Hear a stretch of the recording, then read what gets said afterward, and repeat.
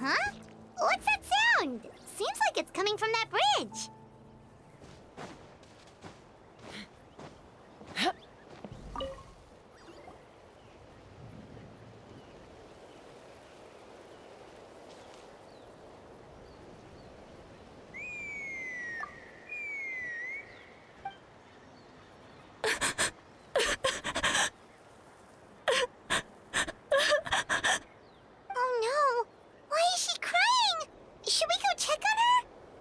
Just in case she's thinking of doing something stupid. I'd leave her be. The warriors of the Flower Feather clan are a proud bunch who never show their vulnerability in public, even if they've gone wingless. Oh, Chasca? Good to see you again, Traveler and Paimon. Before we carry on, let's get a little further away before Koyer notices us.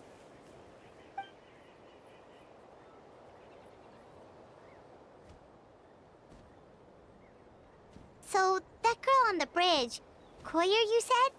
Should she really be on her own right now? With the mental state she's in, it just seems risky. Don't worry. That's exactly why I'm here. Elder Alpa sent me to keep an eye on her. If she does attempt the unthinkable, I'll swoop in and catch her. I doubt it'll come to that, though. She's a fighter. A warrior, in fact. One who aimed for the sky. However despondent she might feel now, I'm confident she'll get through it. Well, in the Flower Feather clan, there's an elite flying squad made up of Kukasaur riders. But it's an extremely selective squad.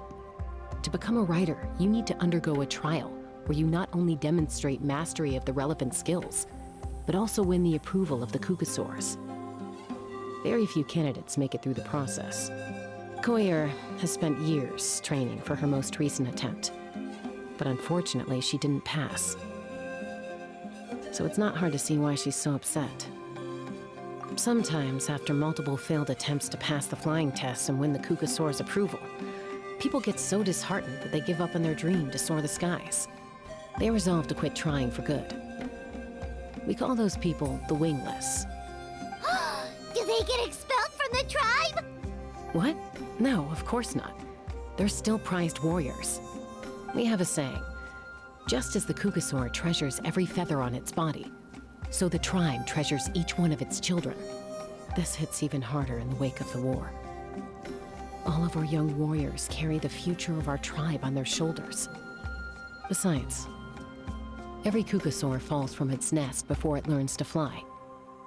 It's practically a rite of passage. Likewise for the wingless, we always hold out hope that one day, when they're ready, they'll rekindle their dreams and keep trying.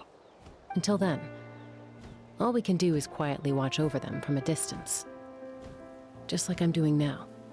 Ah, okay. Paimon hopes she'll get back on her feet soon. Well, from the sound of her whistling, her confidence has been seriously shaken. No Kukasaur is going to respond to a call that sounds like that. Yeah, people from my tribe call to their Saurian companions by whistling or blowing a horn. So it sounds like Koyer was trying to summon a Kukasaur to practice her flying. But the Kukasaurs are an even prouder bunch than our warriors. They would never respond to a lackluster whistle like that. First she failed the trial, and now she's struggling to even summon a Kukasaur. That's only gonna hurt her confidence further. And getting trapped in that vicious circle is the kind of thing that'll make people go wingless. Surely there must be something we can do to help. That's very kind of you. Koyer's flying skills are up to par, but mentally she's stuck in a rut. If she wants to return to the sky, she has to overcome that for herself. I'm going to lay low nearby, just in case she takes a turn for the worse. Let me give you a tour around the tribe once this is all over.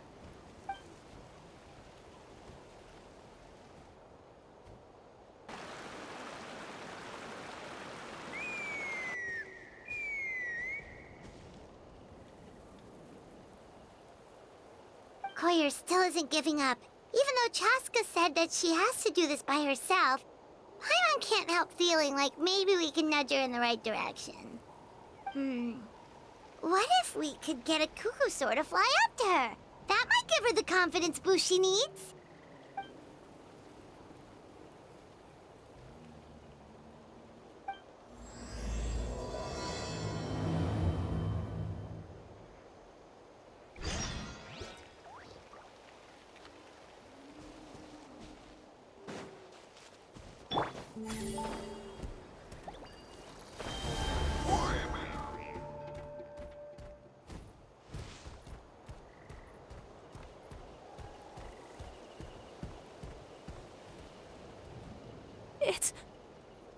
It's a Kukasaur!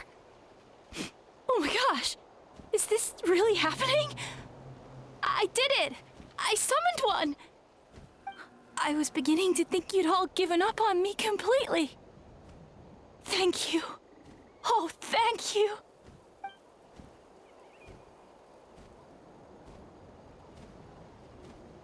Excuse me? Would you mind if we did some flying practice together? Right now? I think I know where I went wrong in the test now. I need to maintain a higher speed on my turns. So, I just gotta practice my bell tail slides and split S maneuvers. Also, I really want to try some stall turns and cobra maneuvers.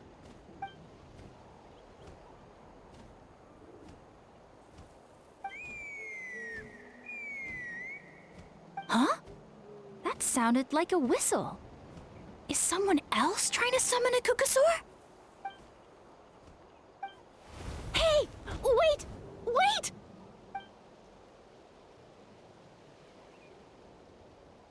Do you think Koyer's feeling better now? Let's go back to that bridge and check.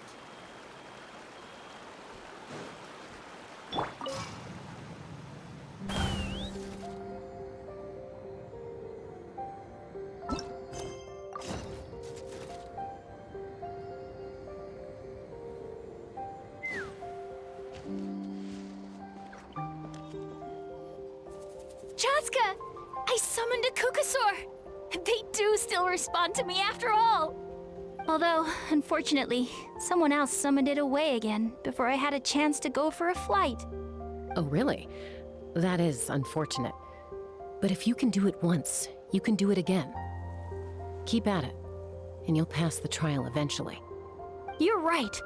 You know, I almost thought about giving up, but I'm glad I didn't. Hey, Chasca, how's Koyer doing? Huh? Who are you? And how do you know my name? These are my, friends. The Traveler and Paimon. You came up in conversation the other day because I was telling them about up-and-coming warriors in our tribe. Oh, the Traveler, huh? So that's you. What do you mean up-and-coming? I'm closer to being wingless than I am to passing the trial. Anyway, we haven't met before, have we? You look so familiar somehow. Maybe you saw her in the stadium? Or anywhere, really. She's been all over Natlan lately, so it's not surprising that you've seen her around. If you say so. Koyer, Chasca.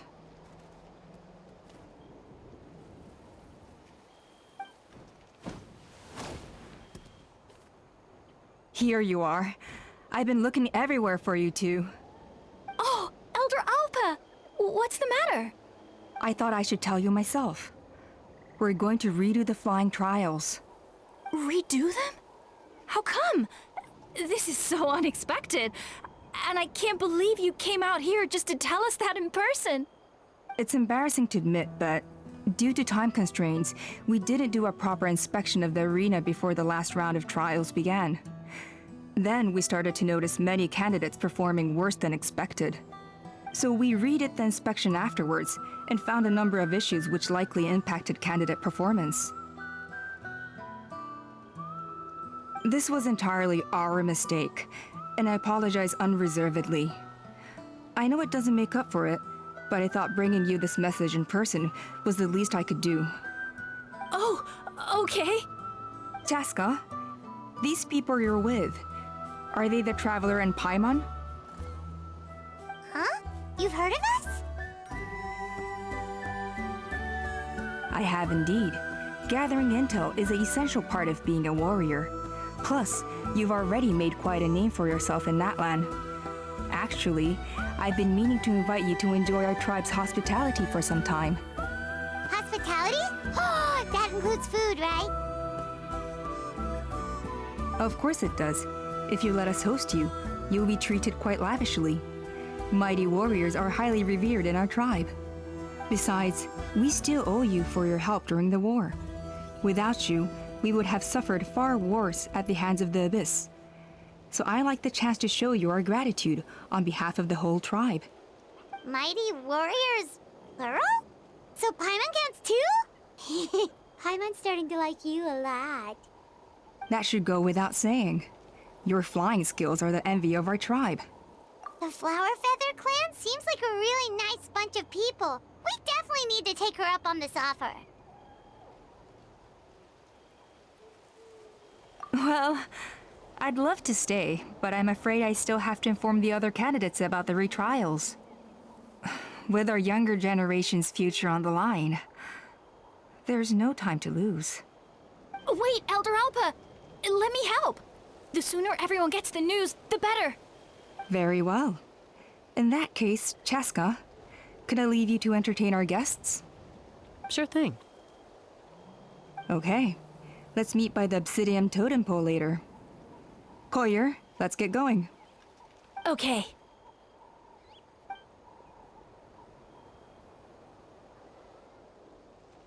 All right, they're out of earshot. I'm just gonna come out and ask. That Kukasaur who responded to Koyer's call, that was your doing, wasn't it? I grew up with these creatures. I could tell something was off the second I saw it. Her whole demeanor seemed less like a Kukasaur and more like, well, you. So I figure you must have been pulling the strings somehow. She looked very flustered when Koyer asked for a ride, so I whistled to give her a chance to escape. And judging by the look on your face, that was a welcome intervention, huh? It's all right. If you'd rather your hidden talents remain hidden, I respect that. I won't press you for answers, and I'll keep my speculations to myself. You're the kind of person I'd still trust even if you had superpowers. I know you'd use them for good. I think the ends justify the means in this case. She just lacked confidence, and you helped her resolve her internal conflict. If you hadn't intervened, I likely would have gotten my mom to help out instead. Although, having said that, there's a small chance she might have recognized her and seen through the whole thing. That would have done more harm than good. Yeah. Anyway, if you're free now, how about I give you that tour I promised?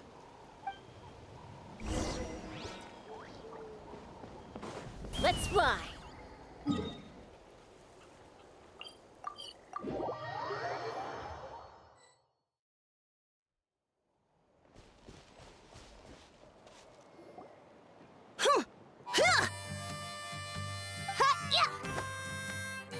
Ready? I'm gonna get you!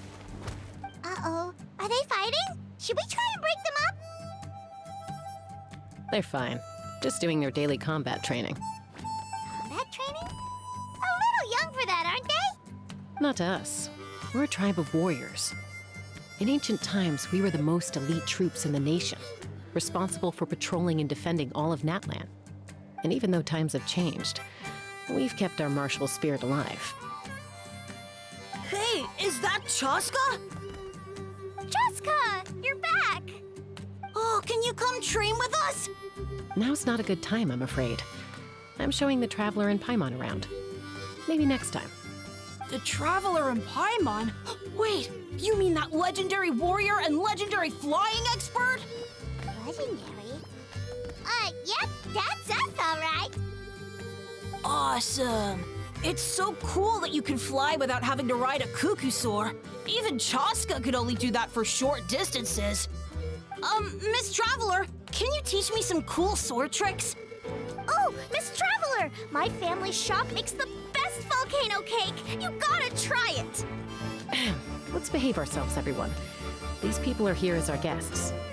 They're going to meet Elder Alpa in a few minutes anyway. Kotini, instead of being jealous of other people's talents, why not work on developing your own?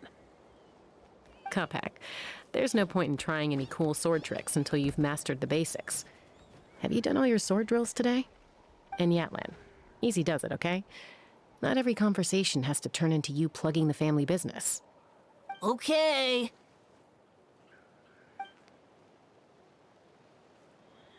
Sorry about those kids. They just got overexcited when they heard your name. Hope it didn't bother you too much. This is a volcano cake that Yatlan forced into my hands. She said to think of it as an apology gift. Whoa, it smells amazing! Traveler, you want some? That's good. Yatlan will be thrilled. By the way, Chasca, those kids really adore you. You're way better with them than Paimon expected. Paimon figured you'd be more...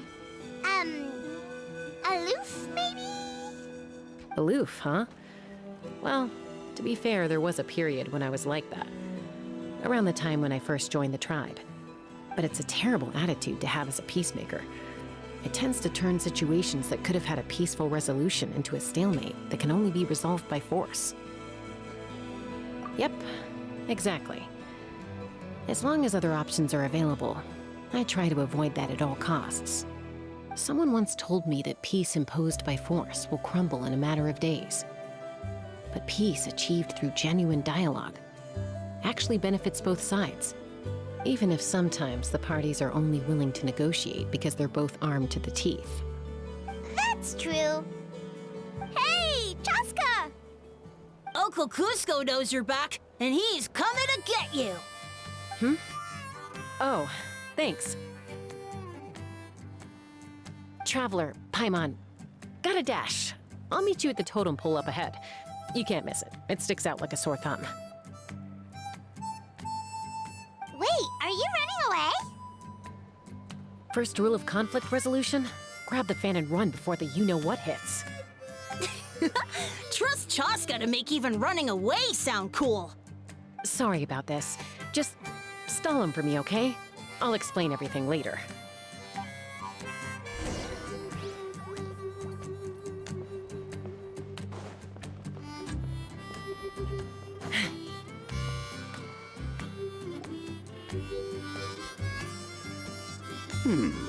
A golden-haired outlander and a white flying object. You must be the traveler in Paimon. I heard Chasca was with you, but I suppose she's run away again, has she? Sorry, who are you? Who am I? Only her father. She's supposed to go for a checkup every 3 months to see how her abyss condition is doing. We both agreed on it. But she's already missed 3 checkups this year. That's 3 out of 4. Yes, she got exposed to abyssal energy as a young child. Then her birth parents abandoned her. It's lucky those wild cuckoosaurs found her when they did, or she wouldn't have made it. They took her under their wing and raised her as one of their own. Eventually, some riders out on patrol spotted her and brought her back to the tribe. But she was practically feral at that point. The moment you took your eyes off her, she'd be getting herself into a fight, or she'd run away to be with the Saurians. She seemed to prefer them to her own kind. She might as well have been a Saurian in human form. That must be the aloof period she mentioned, right? We later discovered that her exposure to the abyss had planted seeds of conflict in her heart. So, we started trying to bring it under control. But ultimately, she's the only one who can control it. Anyway, she's much more human these days. Yeah, don't worry about her. She seems pretty stable to Paimon. She's probably only avoiding the checkups because she thinks it'll stop you guys from worrying about her. Yes, I'm well aware of that. She knows she needs to be careful. If her condition ever took a turn for the worse, she wouldn't be brushing it aside like this. It's just, every checkup she's been to, they find new cuts and bruises. Nothing to do with the abyss, of course. Oh no, that's all fine. The problem with her is, she's her own worst enemy. She's been living dangerously again, I'm sure of it. That's why she's avoiding the checkups. She wants to hide it from us. Yeah, Paimon can see her doing that. Oh. In the past, she always had Koichi to keep an eye on her. Now Koichi's gone, and I don't want to lose another daughter. Chasca's been increasingly reckless since Koichi passed. It's like she's trying to make up for it somehow. Next time you see her, please tell her to be careful for me. Even if she doesn't want to hear it. If she doesn't want to do these checkups anymore, that's fine. I just want her to stop putting herself in harm's way.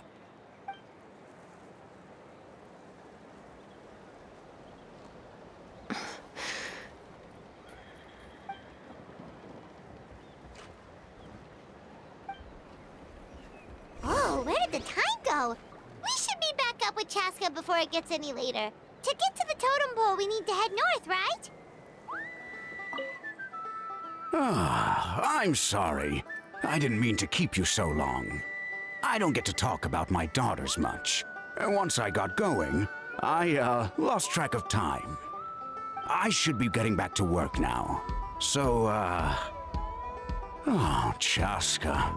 Help me talk some sense into her, won't you?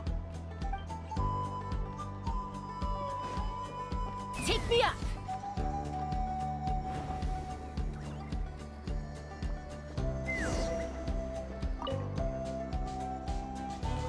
Hey, Chasca! Hey, Alpha! It's all right. I bet my dad talked your heads off, huh? What did he say?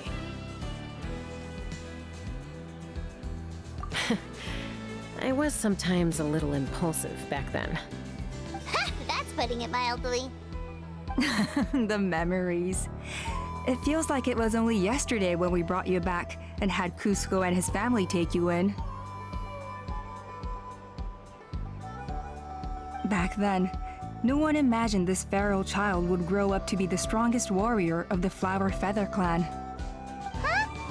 You were the one that brought Chasca back to the tribe? That's right. Elder Alpa was already a veteran rider by then. She spotted me while patrolling from the skies and tracked down my Kukasaur mom. Mom agreed it was time I tried to re-enter human society. But I didn't know the first thing about being civilized. I clashed with everyone who had to deal with me. And look at you now, renowned throughout the land as a peacemaker. How time flies. When the day comes that I can't fly anymore, it will be up to you to look after our tribe and our flying squad. You know me, though. I'm not a natural commander. I'm better off as a lone wolf on the front line. So stick it out at least a few more years, okay? Give Koyer and the others time to come into their own. Oh, stop. Wait, so isn't the leader just the strongest warrior in the tribe? At least Paimon figured that's how your tribe would work. Strength is certainly a core tenet in the Flower Feather clan. But strength means far more than martial prowess alone.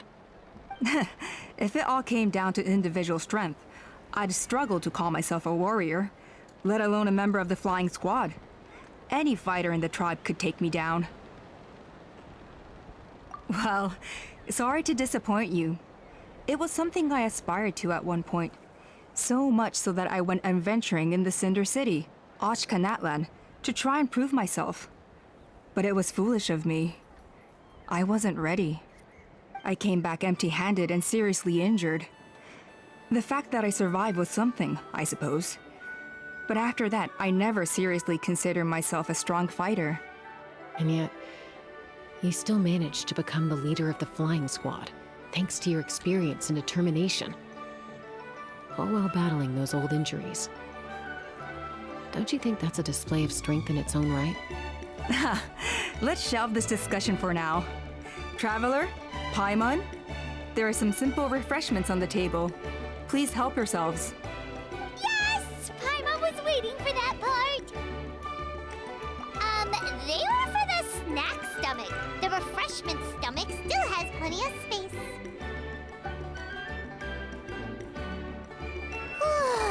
Paimon is so full. Well, if you're enjoying our hospitality, feel free to stay with us as long as you like. Elder Alpha? There's, something's come up.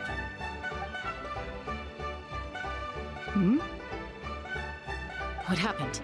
Is it serious? Shall I deal with it? It's Some merchants showed up, not from our tribe. They said they're here to discuss some potential collaboration with us. Why now? This is terrible timing. There are a few wingless that we haven't managed to reach yet, and we still haven't inspected the retrial arena. Let me handle the other errands while you meet with the merchants. You shouldn't be trying to do everything at your age. You should help too. Seems only fair after all that food we ate. Huh. Well, much obliged. Chasca, the remaining wingless are all people you know. Let's see. Pishika now manages the floating target balloons. Waska's probably still addicted to Eyes on the Feathered Prize, and Junon spends her days up on the flying platform, staring at the Cinder City. I'll leave you to tell them the news.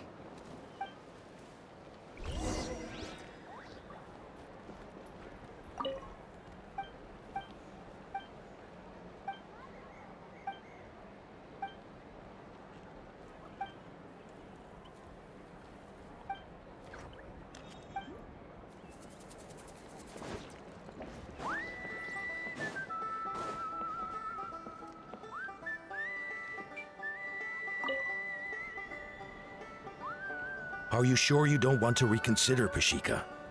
I appreciate it, boss. But honestly, I'm pretty happy with my life nowadays. Pashika, they're redoing the flying trials. Huh? Utoda? Ah, did Alpa send you? I was just telling Pashika the news, actually. The way things are with the tribe these days? I mean, you don't need me to tell you. This here is no future for a seasoned warrior like you. Ah, come on, boss. Do you have any idea how long it's been? I've been wingless for years now. I'm not cut out for that anymore. Of course, I'll do my part if we ever need to defend the tribe. But there's really no point in me trying out for the flying squad now. I've already made my peace with it. Not everyone has what it takes to return to the sky after going wingless. Elder Alpa's perseverance is something else. And it's okay if I'm not destined for greatness. I might not have the Kukasaur's approval, but with my hot air balloons, I can still reach the skies. Handling these balloons every day, seeing how the customers react, the looks on their faces, that's enough for me. Finding something you love doing can be just as hard as passing the flying trial. It's worth holding on to. Fair enough. It's your choice. I won't force you. Oh, by the way, you should try taking a balloon ride if you've got the time. Once you've been up there for yourself, you'll see why I love it so much. No problem. If you ever want to give it a try, you know where to find me.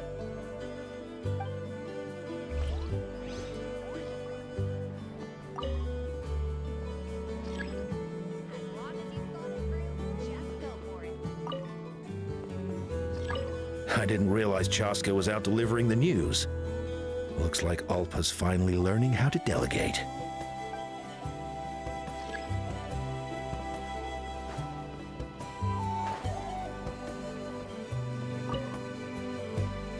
A retrial?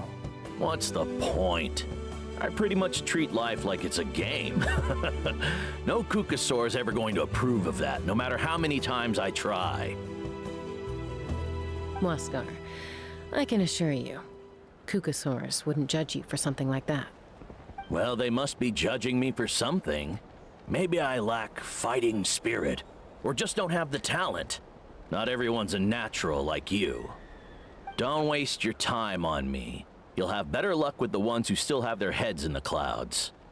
In the meantime, I think I'm gonna treat myself to a few more games of Eyes on the Feathered Prize.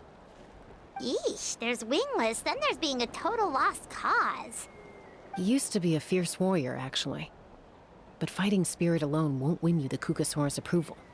Are all Kukusaurs so strict? The ones in floating target balloons and Eyes on the Feather Prize seem pretty chilled out. It's one thing to hang out and have fun, but quite another to take to the skies with a human life on your back. Giving a ride to someone who's unqualified endangers not only the rider, but also the Kukasaur themselves. If the rider makes a mistake, they both suffer the consequences. So we have a mutual understanding with the Kukasaurs. If someone isn't up to standard, we have to reject them. Even if it means breaking their hearts.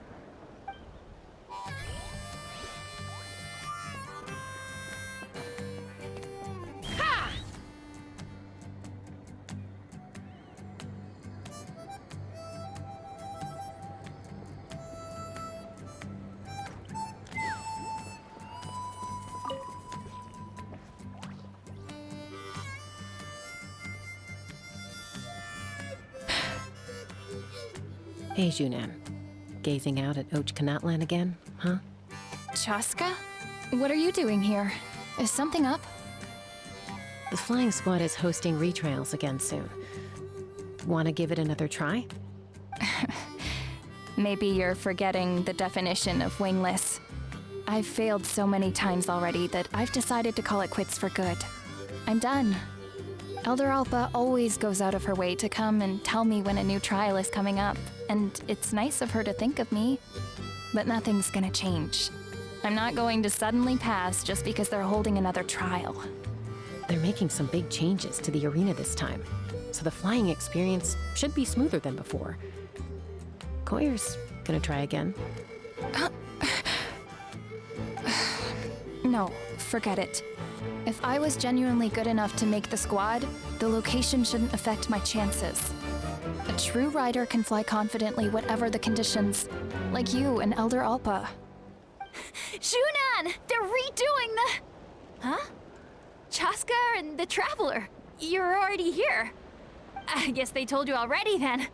Come on, let's go train together.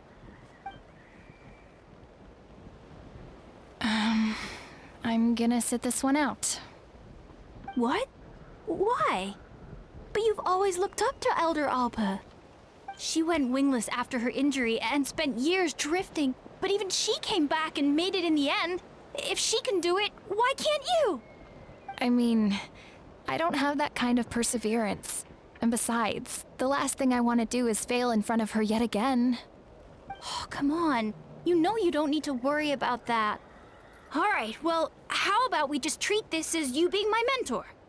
Then will you train with me? I mean... Enough umming and ahhing. Let's just get up in the air and figure it out as we go. Wait! Hold on, slow down. I can't keep up. Well, that's one way to do it. They've been best friends since they were kids. If anyone knows how to get Junan out of a rut, it's Koyer. You helped Koyer deal with her internal conflict, and now she's done the same for someone else. You know, people often talk about how one conflict leads to another and so on.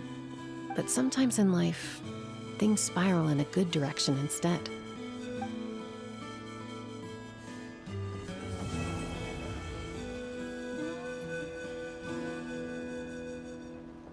We've notified all the wingless on the list now, right? Where to next? The trial arena. It's not far from the tribe. If only I could balance the numbers. Keep trying. You got this.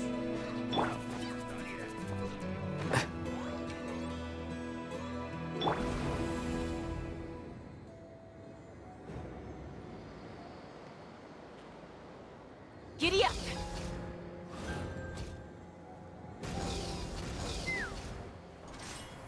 Yeah!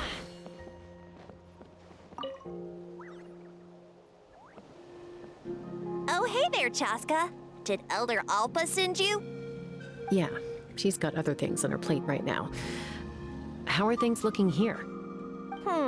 Well, the inspection revealed numerous blockages all over the trial arena.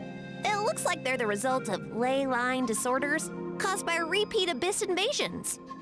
Theoretically, we just need to clear those obstacles, and the arena will fill up with gaseous phlogiston again. But that's proving difficult to achieve in practice, for all sorts of reasons. Why don't you head on down and check things out for yourself? Feel free to ask the staff for more details.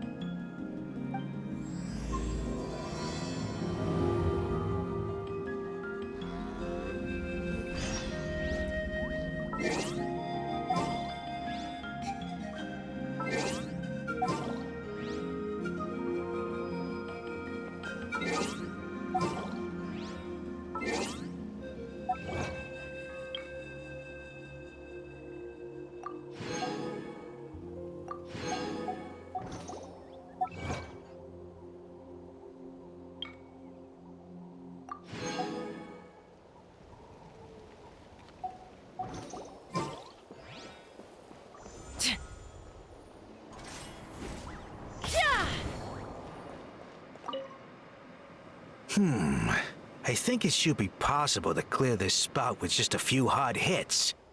But there are signs of strange life in here. Meddling with it might be dangerous.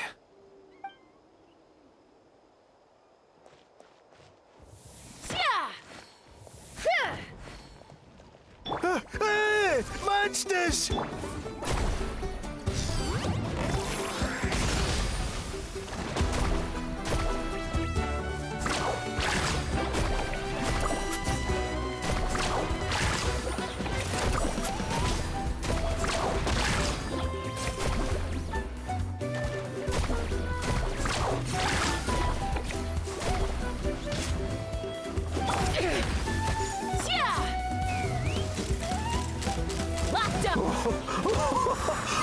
I thought I was done for. Oh, this spout should be good now. Thank you very much. I thought I...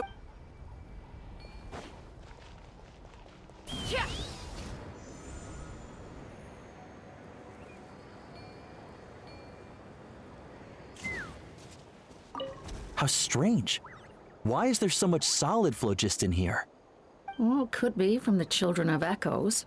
Maybe it got swept up here due to the ley line disturbances? And I did see those strange markings on the cliff. I can't think of a way to resolve this. Short of going all the way to the Children of Echoes to borrow it to Petlisaur.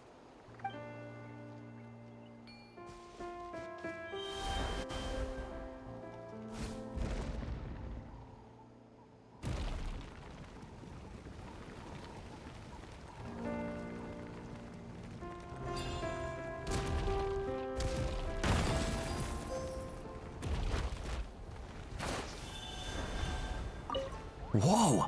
Did you see that? A Petlisaur just showed up out of nowhere. How did it get here? Just passing by, or... Huh. Well, not gonna argue with a good thing. The spout's clear. That's all that matters.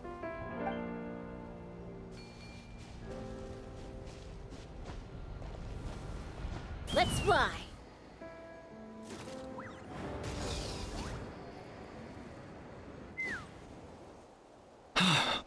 Oh, are you here to help? Thank goodness. There's no way I could do all this by myself. So the blockage here has to be cleared using a special bomb, but carrying explosives up that steep slope would be a recipe for disaster. If I dropped it or slipped and fell, I'd be blown to bits in an instant. So, my plan was to transport the bomb to the other side, then send it over in a hot air balloon. All I need now is for someone else to strike the balloon at the right moment, dropping the payload right on top of the spout, and problem solved. What do you think? Simple enough, right? Huh? Oh, that one. No, I've got no idea who that belongs to. Or how they got it up so high. I just wish I could fly up there and check out what kind of tech they're using. Ah, well. Getting the trial arena back in order is more important. I'll head over and set up now. Let me know when you're ready.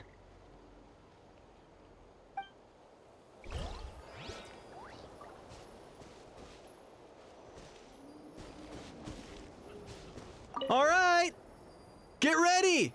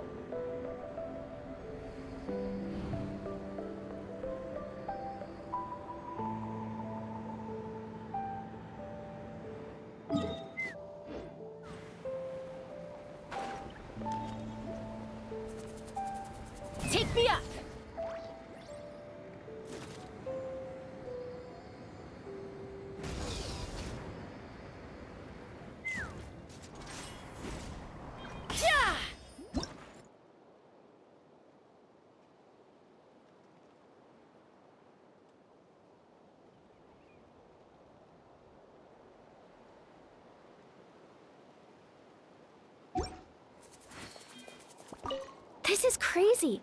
I put all of my strength into it, but it just won't break. Maybe Inkanak was right after all. If a stable structure is formed inside the solid phlogiston, I'll need to hit all the weak spots at the same time to break it. But how am I supposed to do that?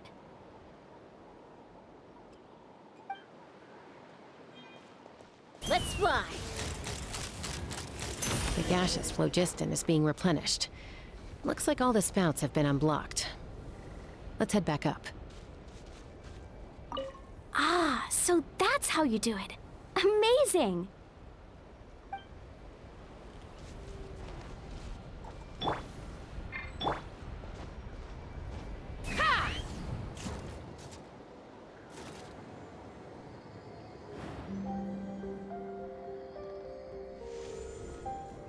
Giddy up!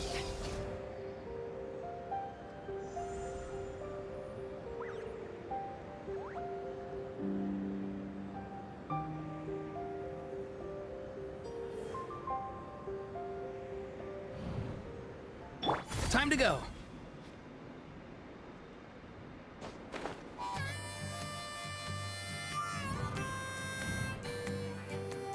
Let's burn this breeze.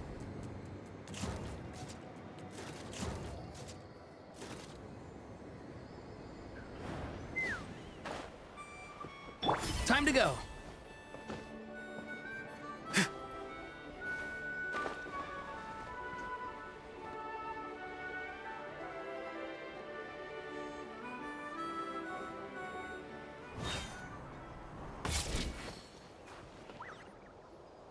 Wow, you took care of everything in no time at all. Incredible work. Now we just have to wait until the gaseous phlogiston is fully replenished. Then we can kick off the retrials. Actually, Inkanak, I'd like to do a test flight first, just to make sure we're not missing anything. Could you arrange that for me? Huh? But you only just finished getting the arena ready. There could still be other hazards we're unaware of. All the more reason to have me test it out. Think of it as another inspection. I guess you're right. With your flying skills, you won't be in any serious danger, even if there are hazards we overlooked. The conditions in this area seem a little unstable, but a test flight is the only way to catch any lingering issues. All right, I'll get things set up for you. Just let me know when you're ready.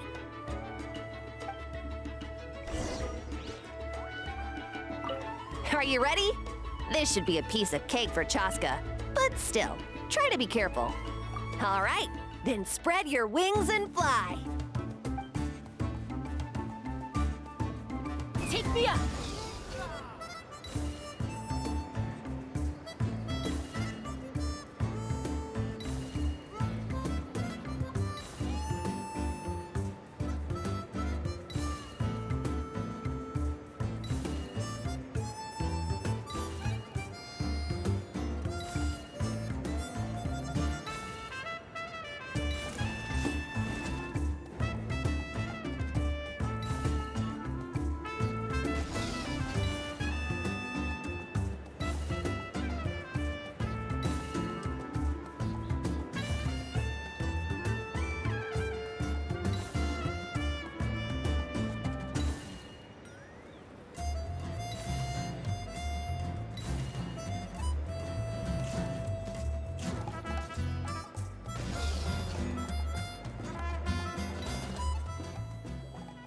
That was amazing. Paimon couldn't take her eyes off you.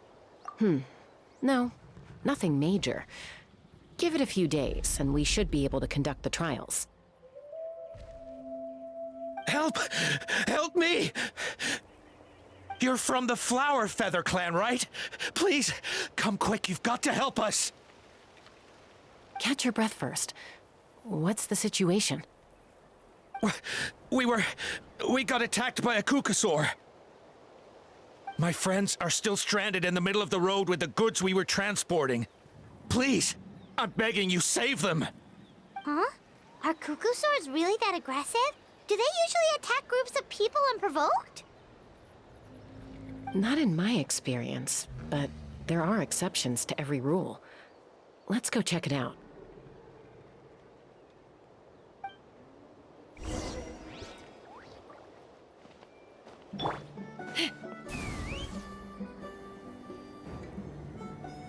Ouch!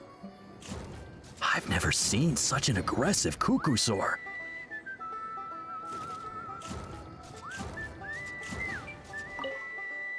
Ouch! I've never seen such an aggressive cuckoosaur!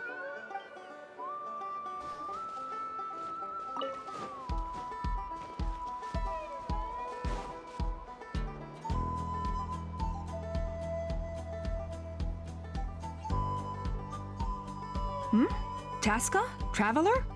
This is a surprise. Elder Alpa? Huh. So, where's this aggressive cuckoosaur we've heard about? Already flew away.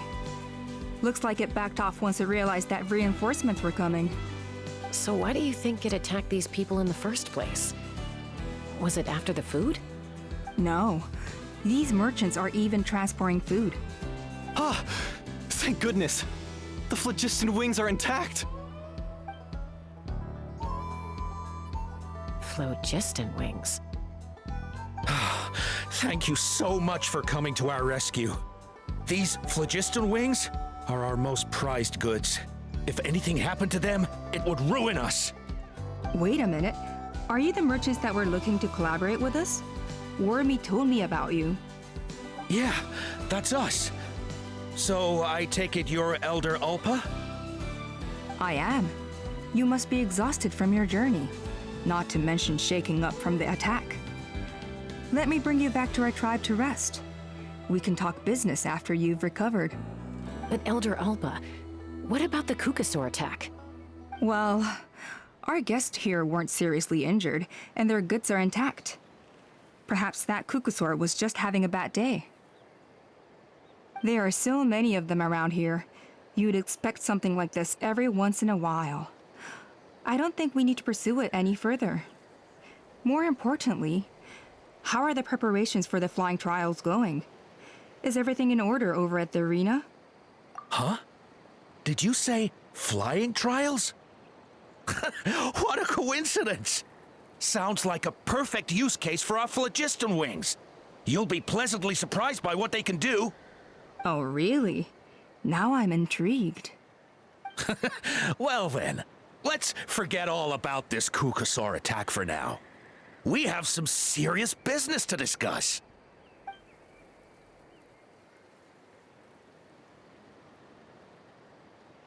Huh?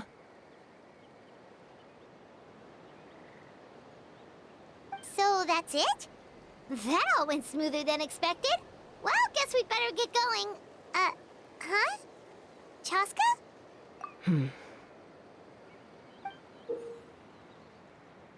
A blood-stained feather.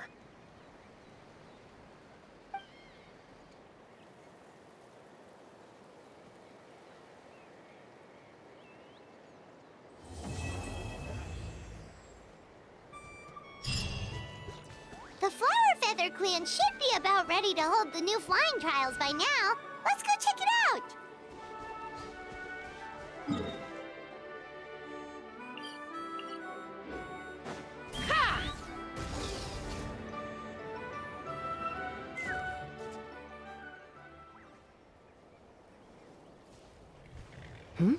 Ah, Traveler and Paimon. You came. Yep, and it looks like we made it just in time. Although, can't say the same for the Cuckoosaurs. Bit of a low turnout, huh? Yeah, you'll see why soon enough. All right, get ready. 3, 2, 1, fly! Whoa! We're really flying! I feel light as a feather. I'm flying without a Cuckoosaur. These phlogiston wings are awesome! What's going on? Paimon can barely believe her eyes. How did they fly all on their own? The merchants we ran into that day were selling a product called phlogiston wings. It's a flying machine worn on the back. To operate it, you just use a handheld trackball that controls the flow of gaseous phlogiston. That's incredible. Yeah, if our tribe, well, if Natlan mass adopted this technology, it would revolutionize our mobility and responsiveness in times of crisis. Just think of the countless tragedies that could be averted. I feel like I'm dreaming. Did I really just fly on my own without the help of a Kukasaur? You'd better believe it! Plus, you just passed the flying trial! Right, Elder Alpa? Elder Alpa? Should this really count as a pass if we did the trial using phlogiston wings?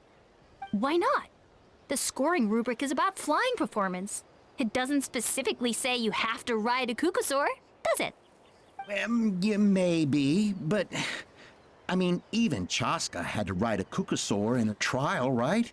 And the whole point of the trial is to test both your flying technique and your ability to work with a Saurian companion.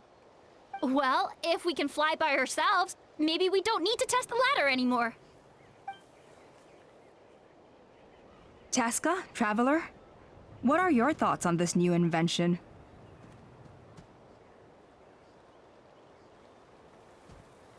Right? That's what I think too. I agree that they have strategic value. But I don't think it makes any sense to evaluate candidates by the current testing standards if they're using phlogiston wings. Why? Shunan finally mustered the courage to go through with this. And now you're saying it doesn't count? I don't have any experience using these wings in battle, nor is it immediately obvious how to incorporate them into the existing systems in our tribe. Taking a longer-term perspective, I think we need to start by getting thoroughly acquainted with how these things work. Then we can develop a new trial format with new assessment criteria, tailored to candidates using the phlogiston wings. You all raise valid points. But Chasca, while your proposal sounds perfectly reasonable, it would probably take years to put it into practice. We lost so many people in that war. These phlogiston wings could be exactly what we need to strengthen our forces and boost morale in this trying time. And as for real-world battle experience, there will be plenty of opportunities to gain that. I have high hopes for you, Junon. Huh? Hey, stop staring into space! Say thank you! Oh, thank you. Thank you, Elder Alpa. You have nothing to thank me for. Remember, the way you got your wings back was by relying on yourself. Oh, Elder Alpa! Bad news! Kukasaurs are attacking the merchants again! Again? Okay, everyone, stay put while I... Huh? Chasca?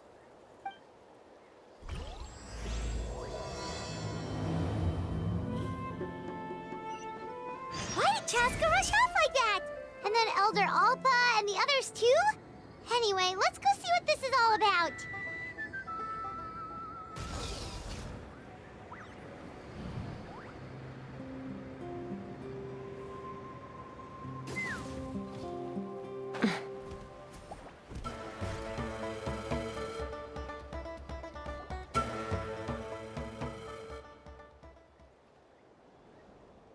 Oh, it's back! It found us again! Run! Get out of here!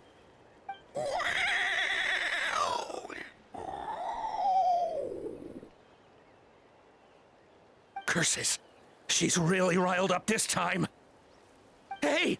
Stop running! We'll never outrun a creature with wings! Get back here and let's fight!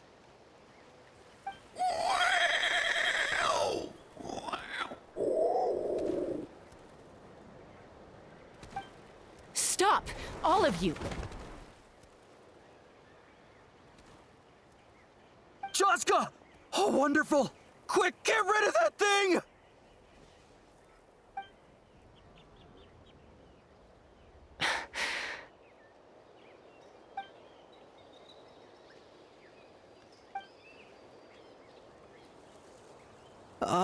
What's going on? Why isn't she doing anything? So it really is you, sister.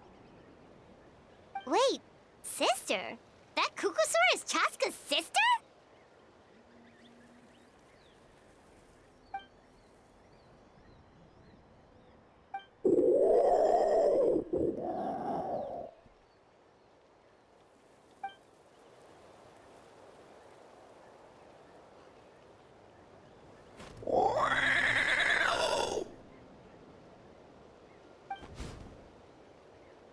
Koya, wait! Is Chasca gonna be okay? Should we go check on her? Is everyone all right? We're okay. No serious injuries. Thank goodness you all got here just in time. What was wrong with that Kukusaur? Why was it so aggressive? If we just let it escape back into the wild, who's to say it won't attack again?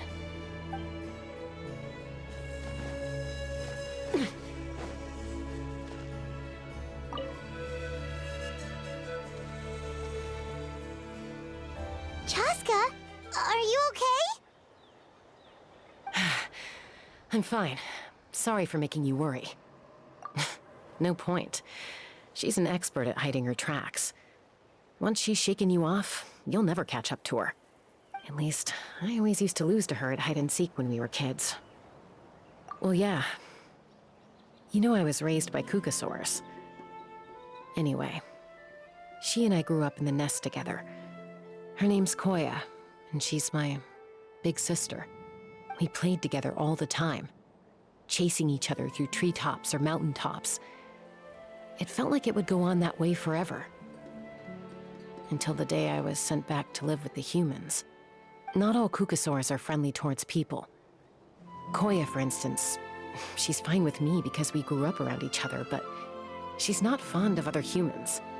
When Mom decided to send me away, Koya strongly protested, and after I left, she became more and more reluctant to interact with humans. Maybe she thinks that humans stole you away from her. It's a possibility, but in any case, we still stayed best friends at first. I had a hard time adjusting to life in the tribe, so whenever something went wrong, I'd run off into the wild and vent to Koya. Ah, so that's what Uncle Cusco was talking about. He said you seemed to prefer hanging out with Saurians to your own kind back then. Yeah, I did. But then, gradually, everything changed. With a new mom and dad, a new tribe, and Koichi, I started getting curious about these humans and made an effort to understand their behavior.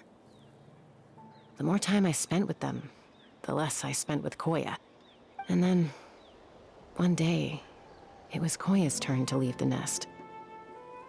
She sought me out and asked if I was willing to leave the tribe and go live in the wilderness with her. As far as I can remember, that was the first time she ever approached a human settlement on purpose. So, how did you answer her? Well, I wouldn't be standing here talking to you if I'd said yes. No, I was torn.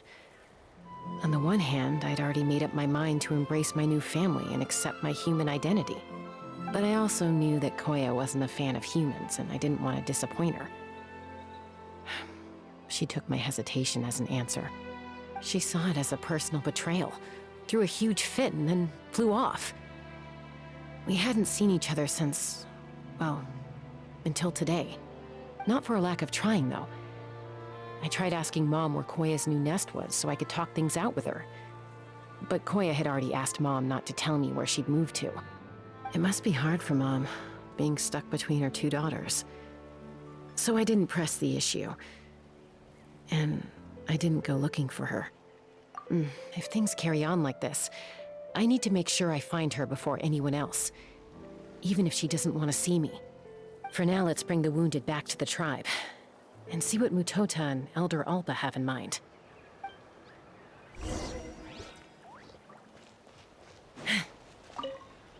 What was wrong with that Kukusaur? Why was... If we just let it escape back...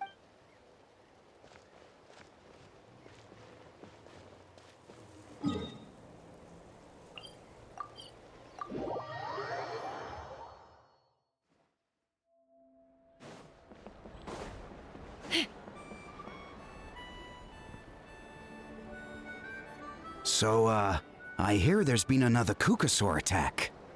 Ha! I knew it! They're wild animals, and they can't be trusted. Hey, show a little respect. The Kukusaurs are our partners. Maybe in the flying squad, but they don't give a hoot about the rest of us. Well, Now that we have the phlogiston wings, do we even need the Kukasaurs anymore? Are you kidding? How are we supposed to protect our tribe without them? I didn't mean it like that. Huh? Protect our tribe? Or are you just scared that your precious flying squad will lose its prestigious position? You take that back! Things are changing so quickly. Chasca, there's a conflict emerging there. Aren't you going to nip it in the bud? The whole tribe's talking about this now. Breaking up a single fight won't solve anything. The real source of conflict here is the phlogiston wings, and what happened with Koya. On any other day, people would just brush this attack aside. After all, clashes between wild Kukasaurs and humans are no more common than those between people. But now that the phlogiston wings have entered the equation, it's sparked a debate over whether our tribe needs the Kukasaurs at all. I worry that we risk repeating the mistakes of the Cinder City. Back then, Lord Ochkon's hatred of the Saurians nearly destroyed the peace forged by the Pyro Archon. Chasca, to prevent things from deteriorating further, I'd like to task you with restoring peace to the tribe. I will. Traveler, you've already done so much for Natlan, and the Flower Feather clan has no right to ask more of you. But...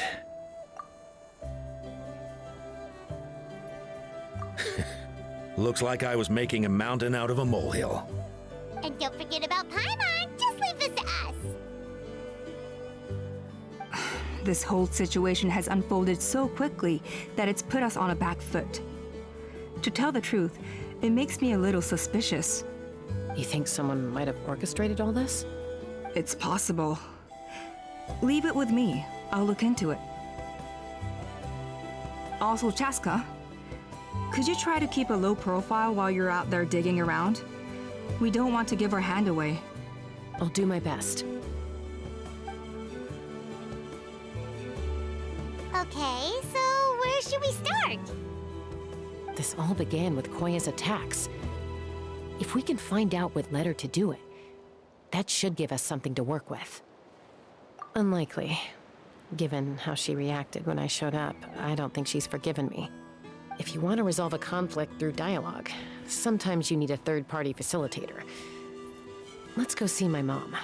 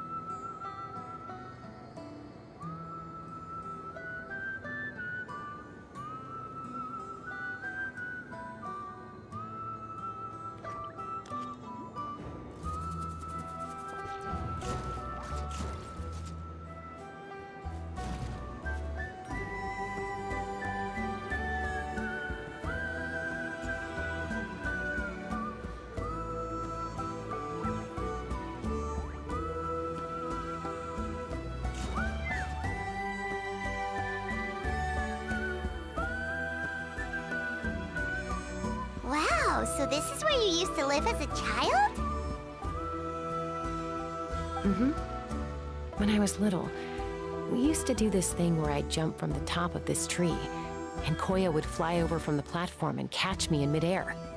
Or sometimes we'd both fly from the treetop together, and then after some aerial maneuvering, she'd throw me up onto that platform. After we got a bit older, we went to the nearby shores looking for even greater heights. Stop! You're gonna give Paimon a heart attack! Oh, really? I just thought it made a fun story.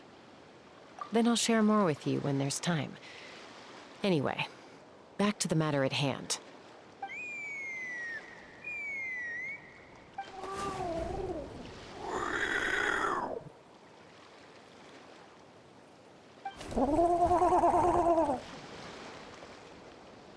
Hey, Mama Bird. I'm back. My last visit was only a week ago, wasn't it? See?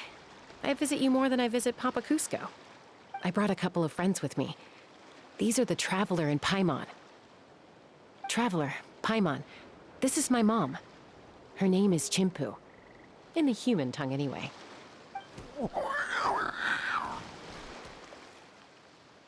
Hi! No, not really. I don't speak it as such, but I can sort of get the gist. Although only with Mom and Koya, since I spent my formative years with them. Even then, it's basically a best guess based on their sounds, body language, and expressions. Seems to work about 9 times out of 10, anyway. As for whether Mom understands me, I can't always tell. But somehow we still manage to communicate. Call it the family bond, I guess.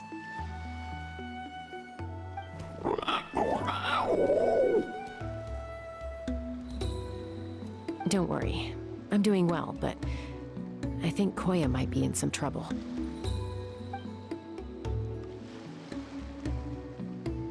I know she's never been a fan of humans, but she's never deliberately attacked them before either. What's behind this sudden change?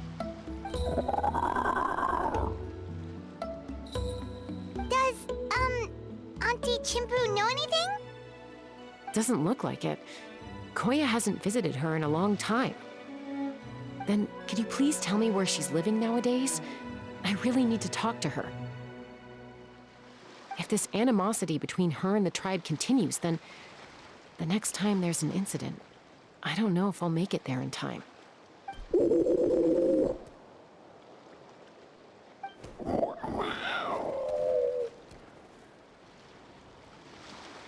She said she'll take us there. Thank you, Mom.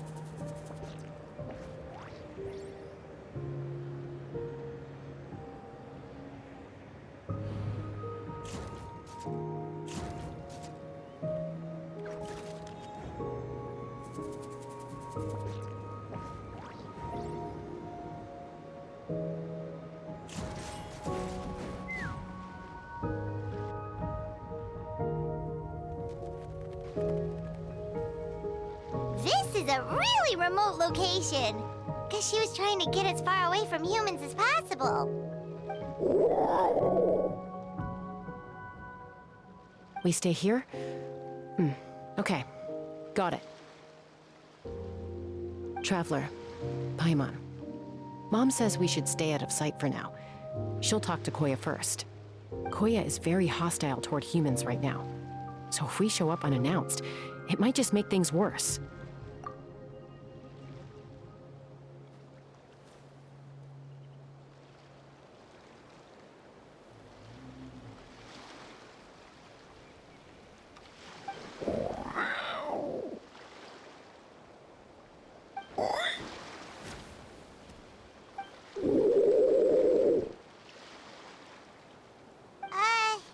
Any idea what they're saying? Sounds like things are more complicated than I imagined. There's evidence in this area suggesting that Koya might have been the victim of a human attack.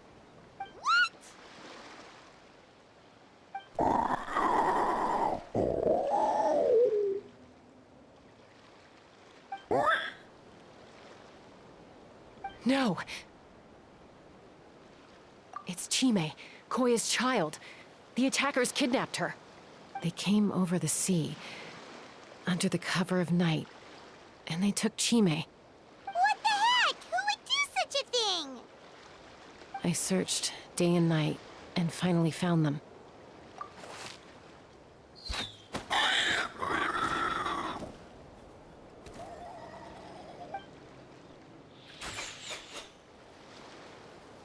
Oh, yeah! T'Pol's contraption is working like a charm! Got her in one! Hey, there's another one! Wait, is that the one that got away last time? Who cares? Just get them all. T'Pol pays us per catch.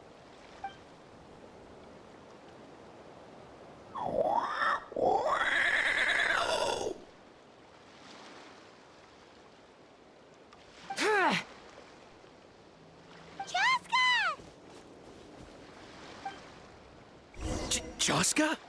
How do you get here? Quick, stop her!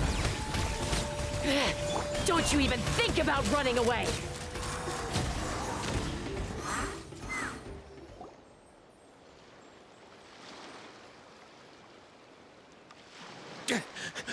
Don't come any closer, or I'll... Go, Phlogiston Wings! Take me out of here! Uh-oh, looks like it malfunctioned. This is bad. Mom and Koya are already injured. And if that thing explodes right next to them... Help! Elemental energy suppresses it! Please, someone! Get back!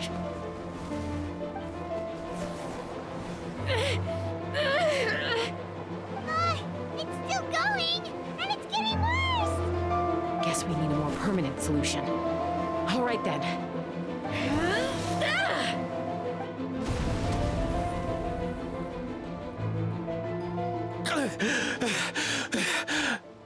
That was too close. I thought I was gonna die.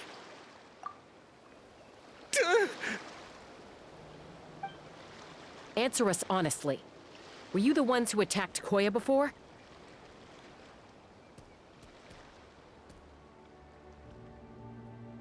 I am... No, it was...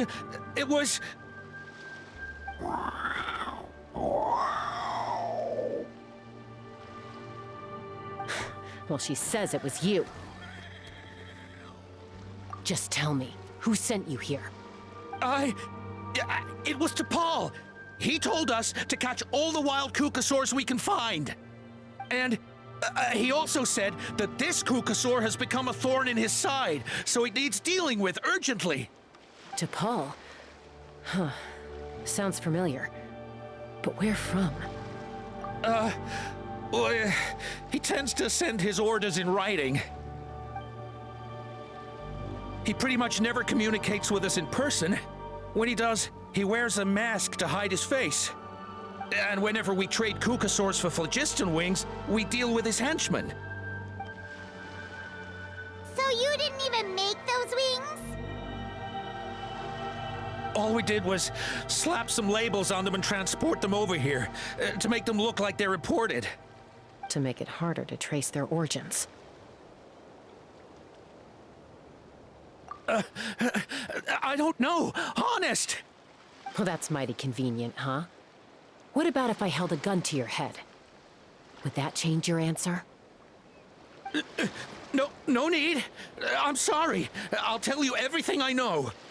T'Pol doesn't tell us much, but he always stresses that he wants them alive. So that gives us some clues. This is just a best guess, of course, but we suspect that the gaseous phlogiston stored in the track balls is drawn directly from the Kukasaurs. What?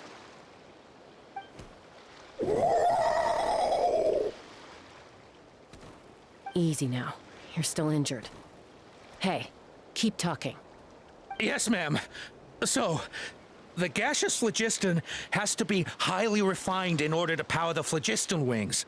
The slightest imperfection can have disastrous consequences, as you just witnessed. But the Kukasaurs have a natural ability to process gaseous phlogiston. So, if you use them as an intermediary, then...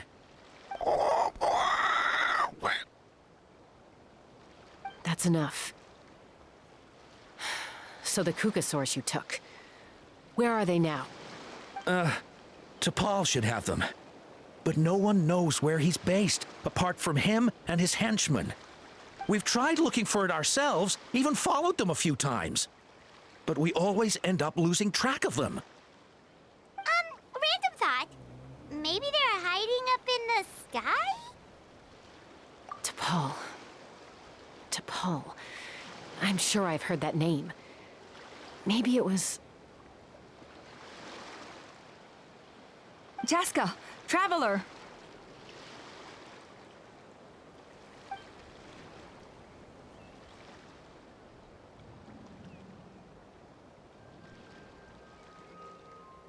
That voice!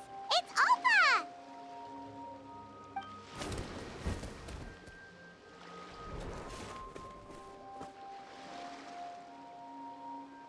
Elder Alba? What brings you all the way out here? Well, I was patrolling nearby when I heard the sound of an explosion. What's going on?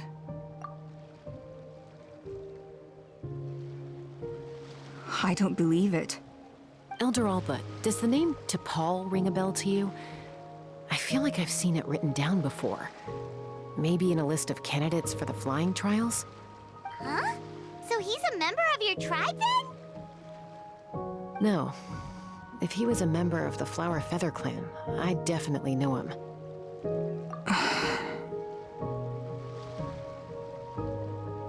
Now that you mention it, I do remember a young man from outside our tribe who came to participate in our flying trials once. You were away on a mission at the time, which is probably why you don't remember him. He was a craftsman from the Children of Echoes, but he'd always dreamed of soaring the skies, so he wanted to join our flying squad. The Children of Echoes? That's rare. But despite his best efforts, he unfortunately failed to pass the trial and gain the Kukusaur's approval. In the end, he went wingless and returned dejected to the Children of Echoes. Wingless, huh? Maybe he invented the phlogiston wings to get revenge on the Kukusaurs. Perhaps. Or maybe it's simply his way of dealing with his regrets over his past flying endeavors. Either way, it doesn't excuse his abuse of the Kukusaurs. I'm gonna take these guys back and expose the truth to the tribe. It's time for this conflict to end. Easy, Chasca. Remember what I said about keeping a low profile?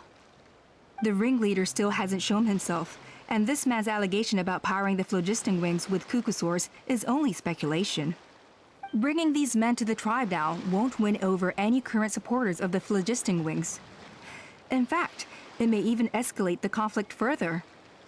After all, many are mistrustful of the Kukusaurs after recent events. Is that why T'Pol waited until now to try to capture my sister? I don't know.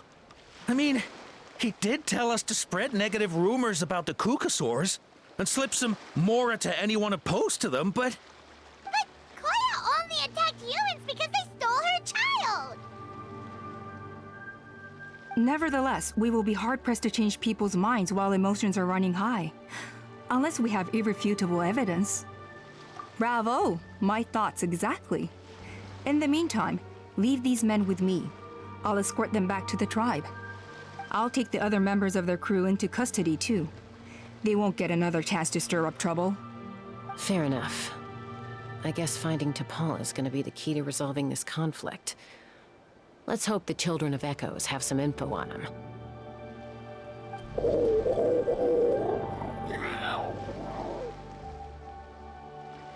Sorry, whatever it is, it'll have to wait till this is all blown over. I have to fix this situation before it spirals out of control.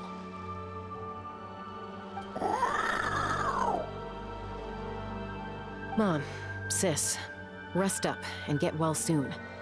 I gotta fly.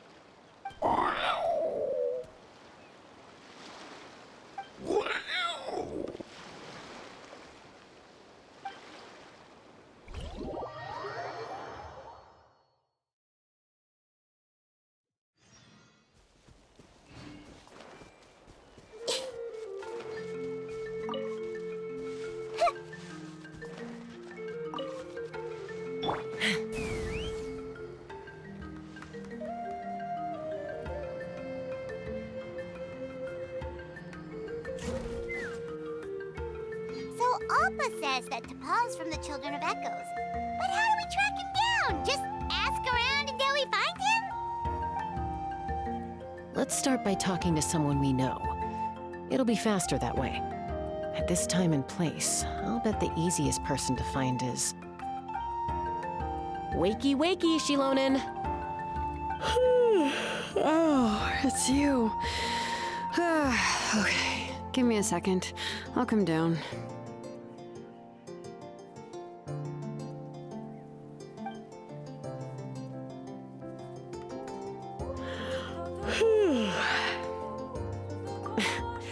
I climb trees to fly further and see farther. I don't usually stop for a nap. Well, we're not all like you. Always full of energy, even after flying around all day. Yeah. So, you've come all this way and interrupted my precious nap time. Might I inquire as to, why? I'm sorry, Shilonen, but it couldn't wait. Does the name T'Pol mean anything to you? He's a craftsman, apparently. Huh. T'Pol. Yeah, that rings a bell. I think that's Puma's child. Nope, I'm afraid you're a few years too late. Why are you looking for him?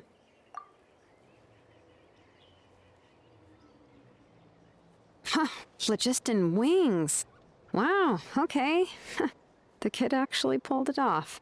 Well, looks like, no more rest for me today. Pulled it off? You mean he's tried making something like this before? Yeah, he started trying to build a flying machine right after he got back from the Flower Feather clan. So right after he went wingless, then. Was this flying machine anything like the gun you made me? You mean your gun that's harder to tame than the proudest Kukasaur? No, he wanted to build something that allows anyone to fly freely, even if they're not naturally gifted. But he never got very far back then, though. Blew up his workshop a few times and barely made it out alive. I never really kept up with him after that. His parents traveled a lot in their youth and only returned to the tribe after he was born. But they settled in a remote area and don't interact with other people much. Which means most people in the tribe don't know them very well. Your best bet is to chat to his direct family. I'll, go get Puma. Wait for me in front of the workshop. I won't be long.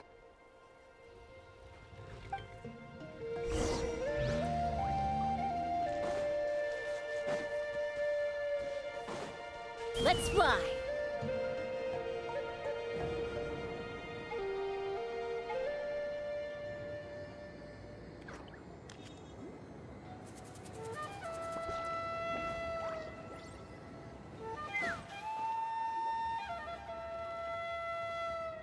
I'm back. Allow me to introduce T'Pol's mother, Puma. Hello, we're... Oh, save the pleasantries. I don't want to spend any longer talking about that boy than I have to. Huh? I disowned him long ago. He is no child of mine. All he cared about was his pipe dream of reaching the sky. Oh, we tried to talk sense into him, but he was obsessed. And then when he left us, he spouted some nonsense about building a workshop in the sky to avoid the constant criticism of us ground dwellers. He left his notebook behind. Whatever questions you have, you can look for them in there. I am done talking about him. He's no son of mine. He never called me Mom anyhow.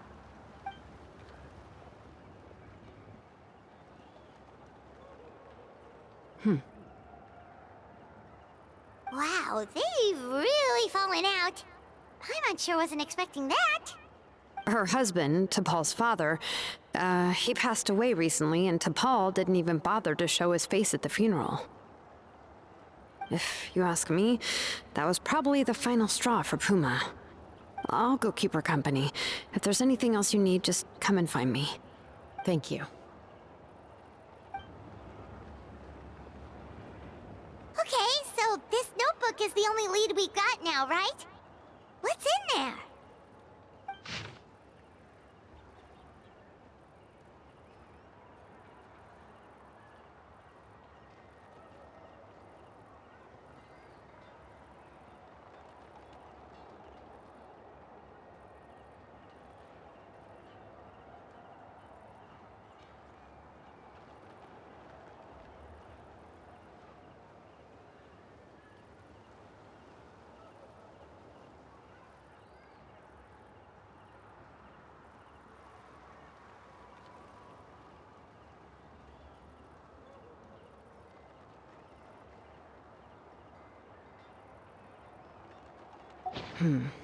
Some early designs for the phlogiston wings, and some theorizing about an airborne workshop. Ochkanatlan, the Cinder City. Looks like that's where he got his technological inspiration from. So, was he serious about the workshop in the sky? But that's such a big project for one person. Do we think he actually pulled it off? Oh, yes. The one from the trial arena that was super high up! That balloon has been there for a while, and everyone's been wondering how it got up there, but what if that's the wrong question? What if it started off even higher up, above the clouds and out of view, and it only descended to its current height due to some kind of malfunction? Part of T'Pol's workshop? Seems likely. If T'Pol's base had been hiding above the clouds this whole time, that would definitely explain why Isidore couldn't find it. I totally called it! But how do we get up there? Chasca, can you even fly that high? By myself? Possibly. But with a passenger, no chance. I doubt even phlogiston wings could take you up that high. At least, not without that relic T'Pol mentioned in his notebook. Yeah, and he's probably holding on to it. We'll have to find another way. Nope.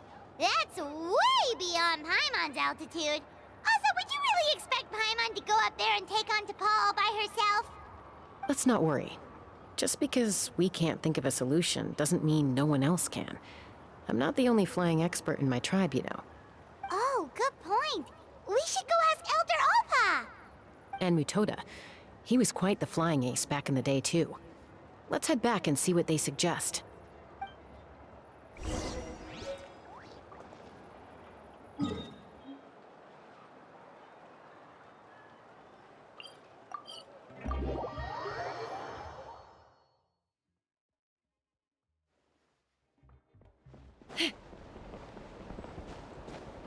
Have you gone mad?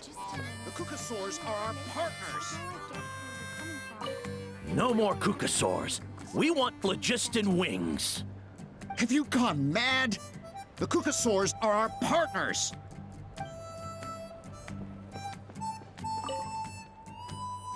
Chasca, you're finally back. Things are getting really tense in the tribe. Have you made any headway with your investigation? Some people even think we arrested the merchants just to support the flying squad and crack down on the phlogiston wings. We found some promising leads, but there's a major obstacle standing between us and the irrefutable evidence we need. A relic from the Cinder City? So Ochkon's still managing to sow discord, even after all these years. An airborne workshop and a hot air balloon above the trial arena. And that's where you're trying to get to now? Neither phlogiston wings nor a Kukusaur can take you that high up. Do you really think that's where T'Pol is hiding? You know what? There might just be a way. Really? Do you still remember those spouts in the arena? When they were all blocked, the gaseous phlogiston was trapped and unable to flow. But now, it's flowing freely. If we were to block them up again... You mean all of them except the one at the very top of the arena? To build up the pressure there? Precisely. With all the gaseous phlogiston flowing through one spout, it would create a high-pressure wind current. And then we just ride it up into the sky! Yes, it has its risks, but with Chasca's abilities, I think she could manage it. It's an extremely risky approach, but I agree that it's feasible. If you want to give it a try, check with Inkanak at the trial grounds. She can explain how to block the spouts. Chasca, if anyone has a hope of seizing this evidence from the high heavens, it is you. We'll do our best to manage the conflict within the tribe while you're gone. Hopefully, it'll buy you some time. Chief, we should put a defense plan in place, just in case.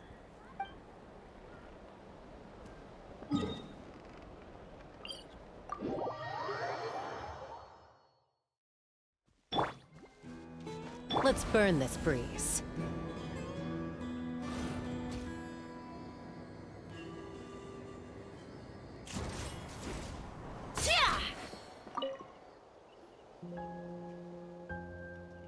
Goodness me, that is a very bold idea. Maybe so, but we have to act fast. What's the quickest way for us to block off the spouts? From a technical perspective, I'd have to advise taking some measurements and carefully planning this out first. But I'm guessing that's not what you want to hear. Then we'll have to take the rough and ready approach. See the solid phlogiston over there? Our prior inspections revealed that some kind of stable structure has formed inside, making it highly damage resistant. It's not without its weak points, but unless they're all struck at the same time, the structural integrity won't be threatened. So, what happens if we do strike them all at once? It'll collapse. Okay, I see where you're going with this. Yeah, you got it. As long as you hit all the weak spots at once from the right angle, the solid phlogiston will fall right on top of the spout and block it up. You're right about rough and ready. Sounds like my kind of plan. As long as you hit all the weak spots at once...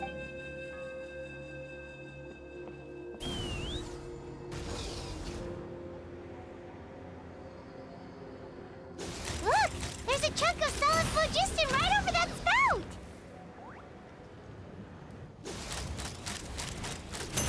Locked on!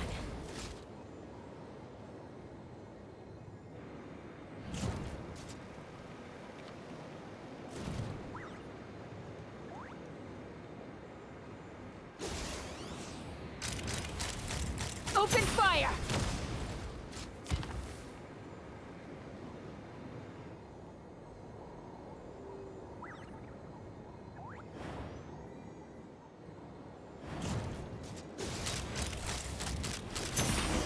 Open fire!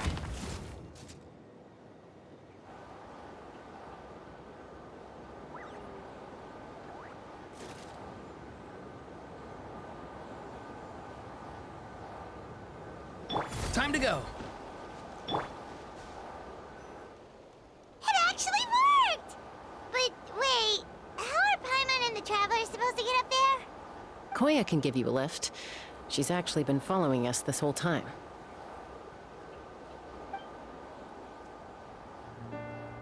Wow, Paimon didn't notice at all. Well, probably because she didn't want to get too close to humans. Or maybe just me. But right now, we need her power.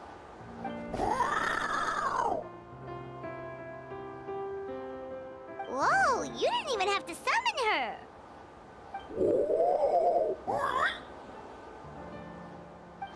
Yes, up there. That's probably where Chime is. All right, let's go have a little talk with this T'Pol.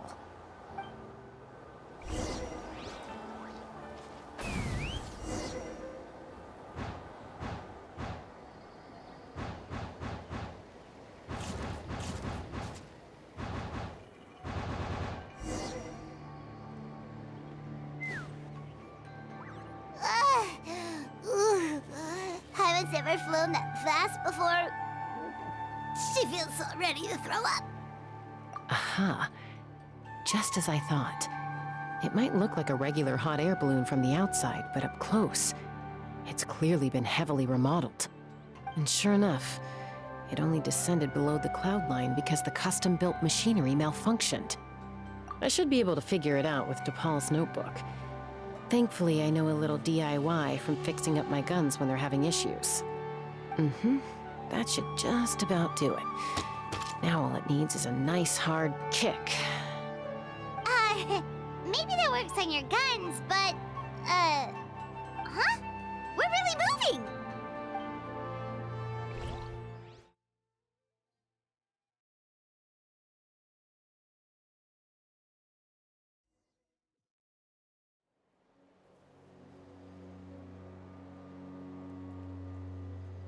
Here it is! The workshop in the sky! Oh, you gotta see it to believe it. Makes you wonder why T'Pol even bothers with phlogiston wings when he has tech like this.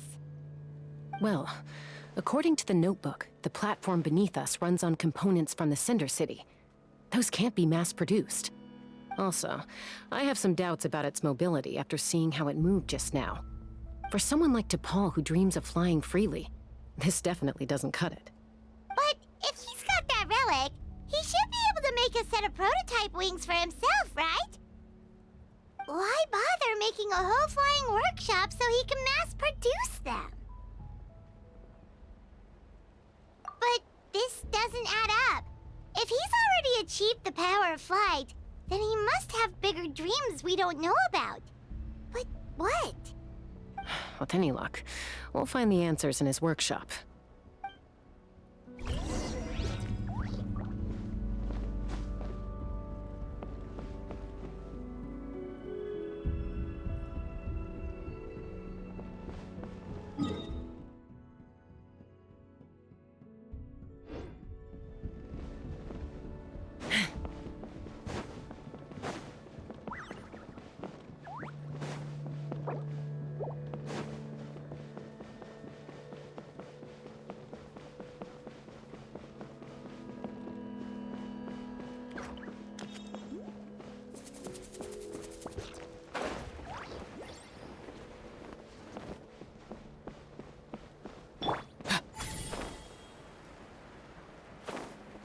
Let's burn this breeze.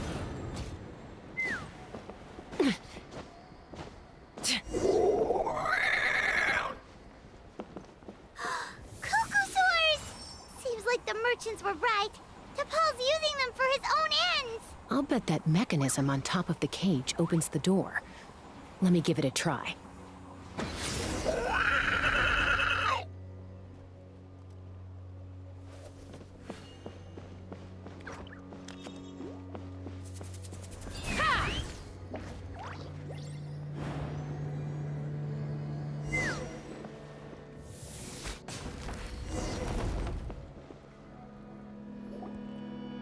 Why won't it fly away like the others?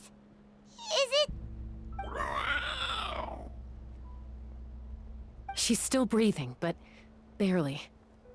By the looks of it, T'Pol was using these cages to extract phlogiston from the Cucusaurs. Once a Cucusaur is drained of phlogiston, it becomes too weak to move. We'll have to come back for these ones after dealing with T'Pol. Let me see. Looks like a record of his phlogiston research. Log number 330. With the support of... I was finally able to launch the airborne workshop. Even though it relies on the relic for 80% of its power supply, I've at least taken the first step. Log number 348. Research on the relic is progressing well. I should be able to replicate the technology and scale up production very soon. Has proposed a name for this groundbreaking invention. The phlogiston wings.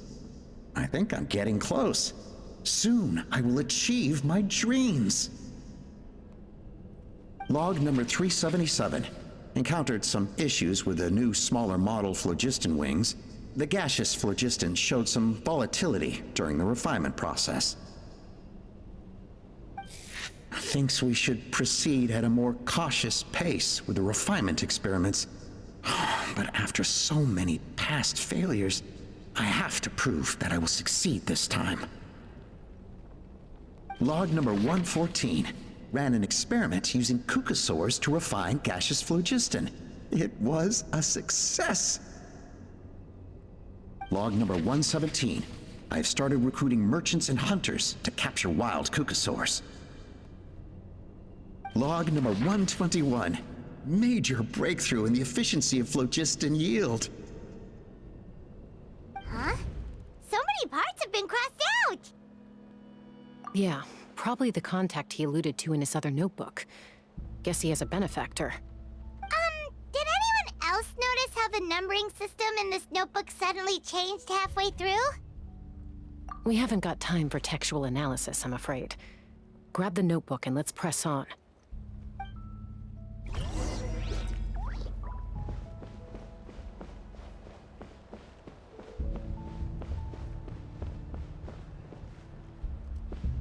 Huh. Never seen one of these before. Looks like this was built with the Cinder City components, too. You're not thinking of giving it a nice hard kick, are you?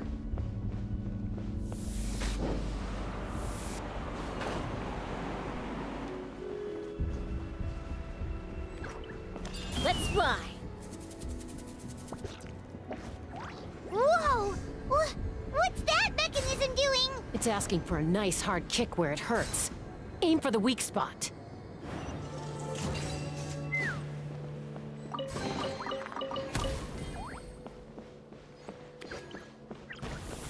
Yeah. Yeah.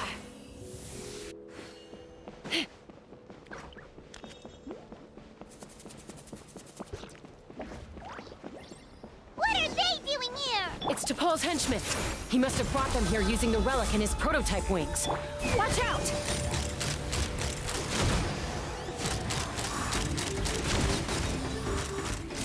Bullseye! Locked on!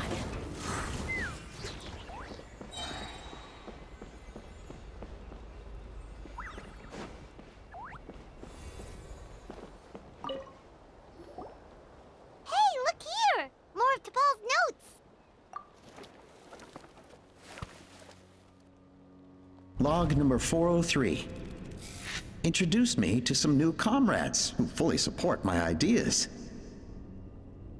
I told them that some Saurians are blessed with wings, and some people with natural gifts, while the less fortunate among us can only look on longingly as they seize the skies.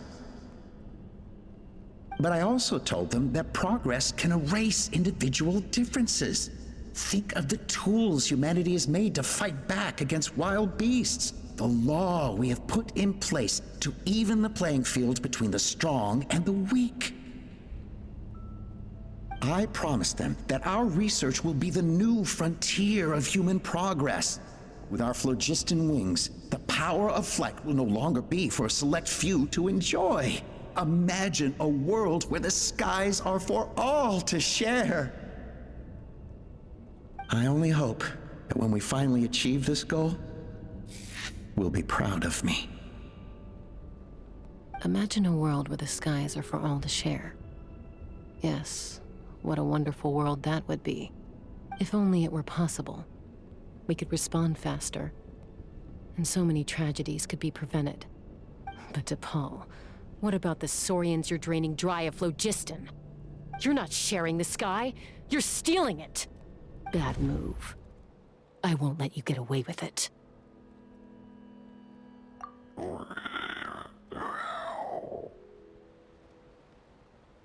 I'm fine. Let's keep moving. I don't think we'll find anything else here.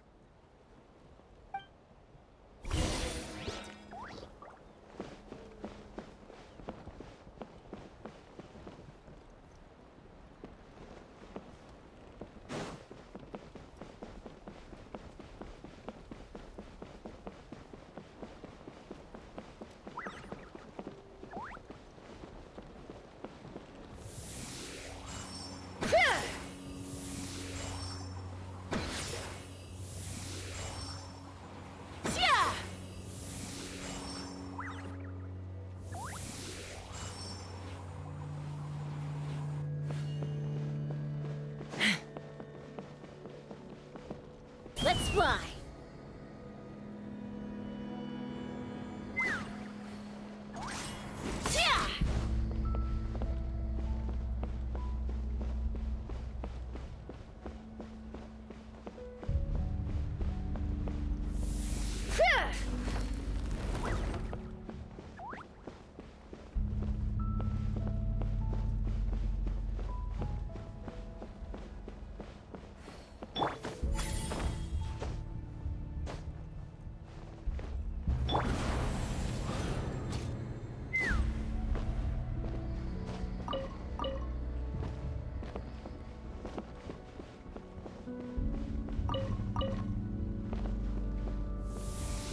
Yeah. We freed all the Kukasaurs we could, right? Oh, that's a huge win already! Go us! Take me up.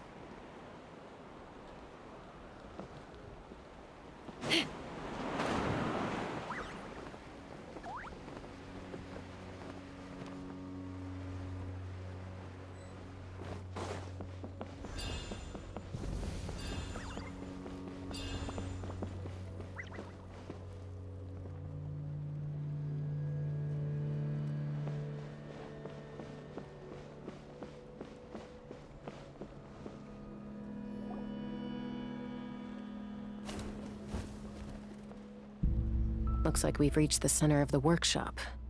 And still no sign of Koya's baby.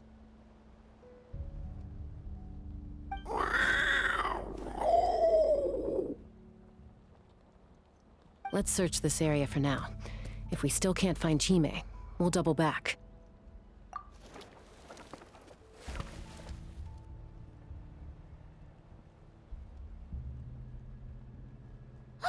Chasca, Traveler, come quick! What is it? Did you find Chime? Not yet, but look! It's another one of T'Pol's notebooks! All right.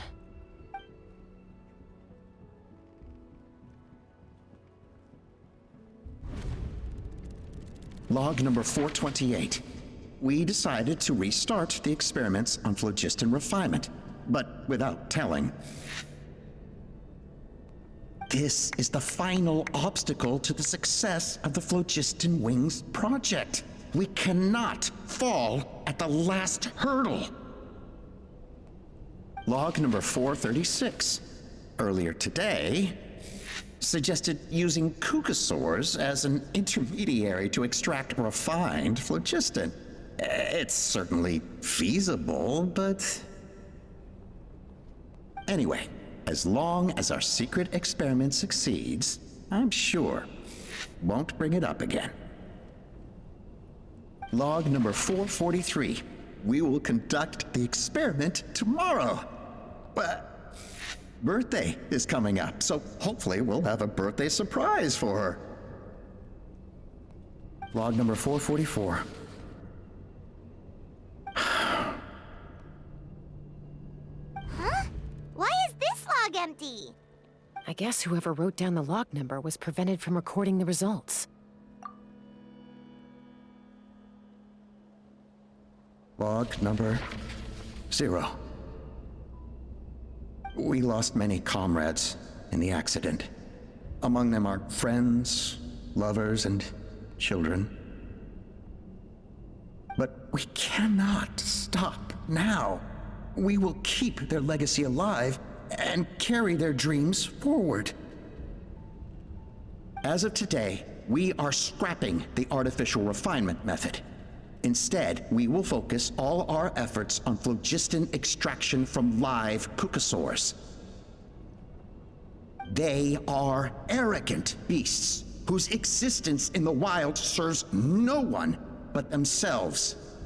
Their true worth lies in their sacrifice for the sake of human progress. To facilitate our operations, we will gradually move the airborne workshop closer to the Flower Feather clan, even as we continue to expand it. All this we do to create a world where the skies are for all of humanity to share. All this we do to make T'Pol's dream a reality.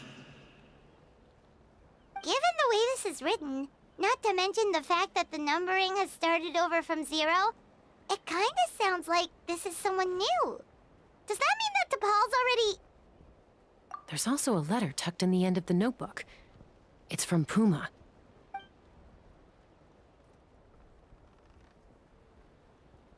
T'Pol, I don't know where you are right now, so I don't know how to reach you. My best bet is to send this letter to the Flower Feather clan. Your father is gravely ill. Oh, I know we've had our differences in the past, but he is still your father. Won't you come and visit him? Please. I know you never liked him and cared even less for me. All you ever yearned for is the sky. And your birth mother. But we'll still be waiting here for you if you do come back. This may be the last chance you'll get to see your father. So Puma's not T'Pol's real mom? Huh. Well, she did say he never called her mom, but I might assume she was just venting.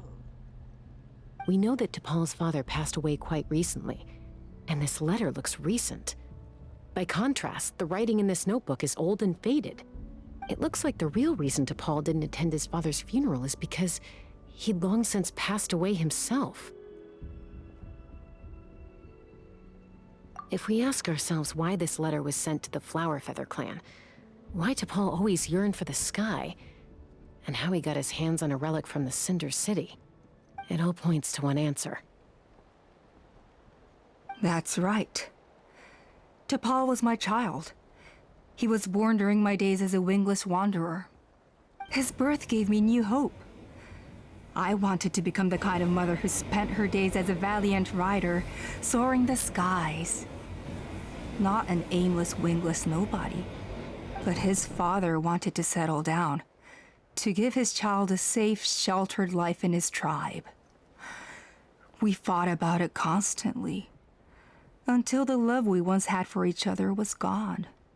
He started a new family, with another traveler who was also looking to return home. And I went back to the Flower Feather clan, alone. Alpa? I had no idea that despite being raised among the children of echoes, my child still harbored dreams of the skies. Can you imagine, Chasca? The joy and surprise I felt when he showed up at my door, asking to join the flying trials. Or how proud I was when he said he wanted to prove his own worth, rather than relying on my position as elder.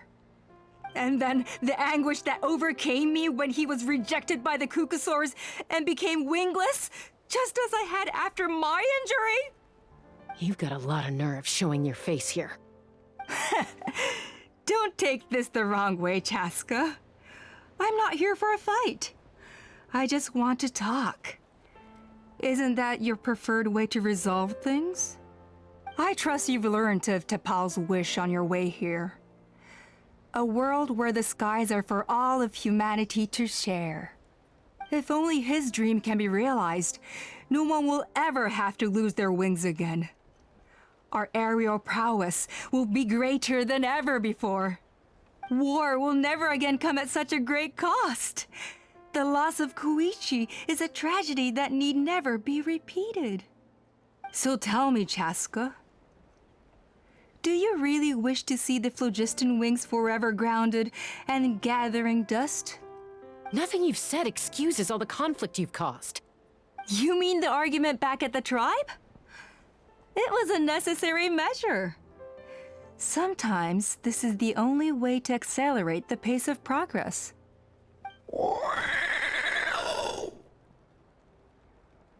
Is a mother harming her children when she coaxes them into swallowing a bitter pill? Of course not. It is a brief moment of suffering for the greater good, and the child would come to understand this in due course. The phlogiston wings are that bitter pill. We will never progress as a tribe if we cling to the scraps the Cucusaurs offer us. Once the people have embraced the phlogiston wings, they will never look back. Even if they learn how the refined phlogiston is sourced. They will convince themselves that the sacrifice of a few Cucusaurs is a small price to pay for our dominion over the skies. But this I had not anticipated. I barely had the chance to introduce the phlogiston wings to the tribe before you found this place. Your plan was hardly foolproof. Yet, it can still be salvaged. Chasca, traveler, you are the hope of humanity. I'm sure you have your doubts about my methods, but know that my love for humanity and for Natlan is genuine. You know me, Chasca. And you know that I've always treated everyone in the Flower Feather clan as my own children, as fellow humans. Surely you can understand my perspective. Alpa, Natlan doesn't belong to humans alone. And truthfully, neither do I.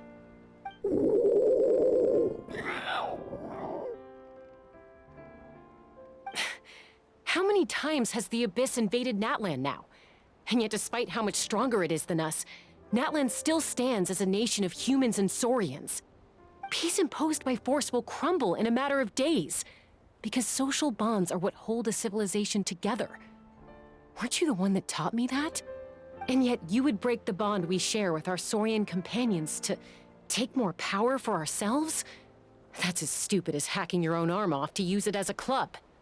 They are wild beasts, driven purely by instinct. How could they possibly understand human social bonds? How did someone like her ever become a writer? Ha! You overestimate them. They bow to the strong and shun the weak. That's all there is to it.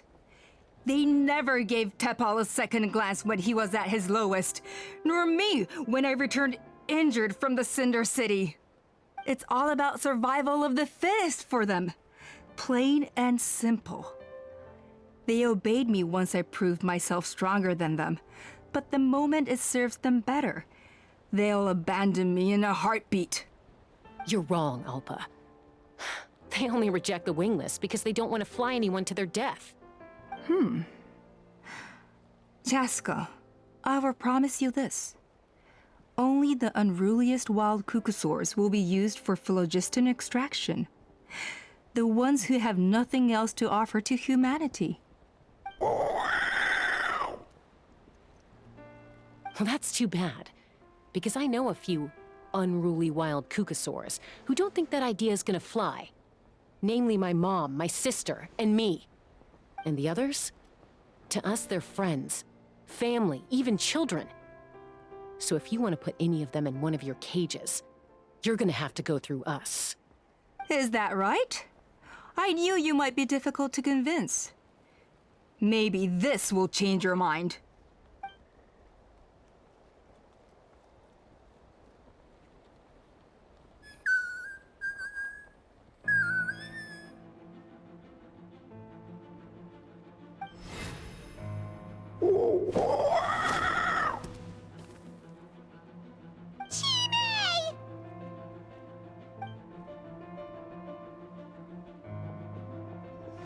Alpa!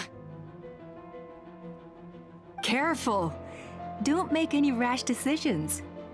Unless you want to see her suffer.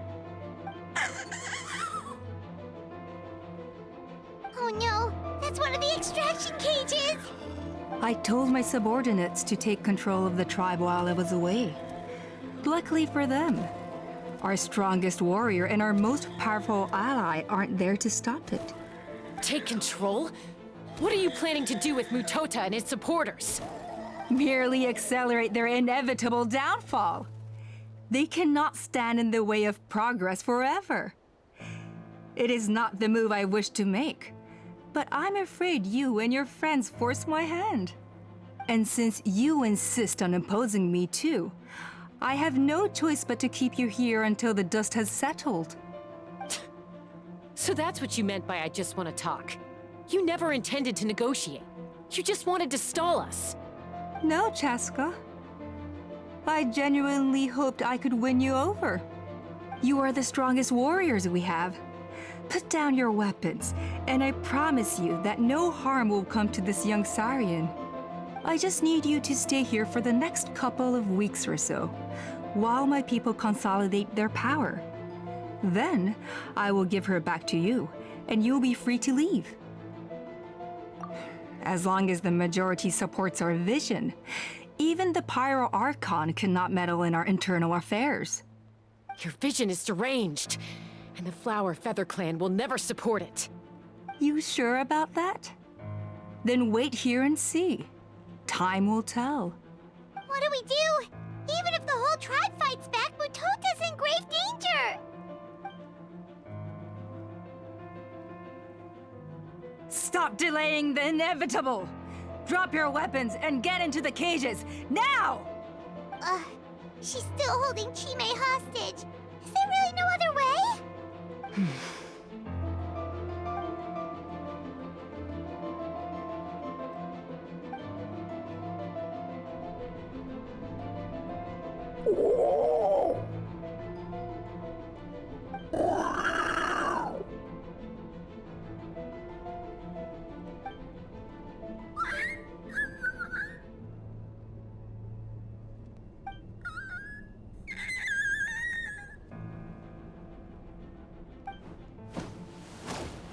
Koya? Huh? What are you yapping about? Stand down. Drop your weapons, now! This instant! Ah! Ah! No! The relic!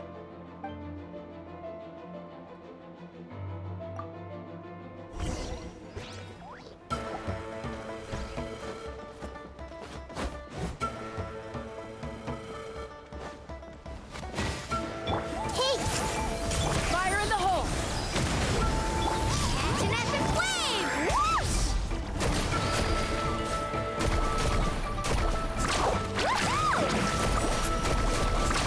Give up, Alpa. We're negotiating my way. And this ain't your strong suit. Just shut up! Anybody! Hey, what's up with this relic? Let's shred, Sharky!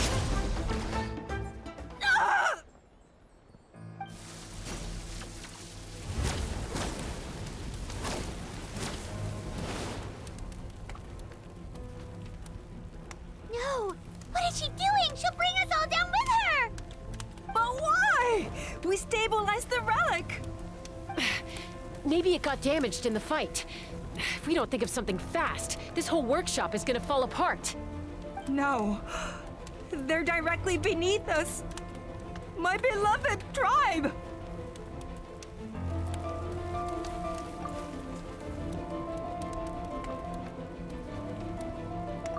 Okay,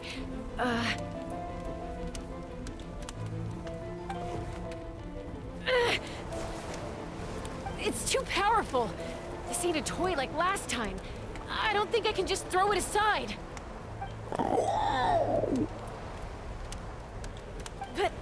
But we need to get it far away before it explodes.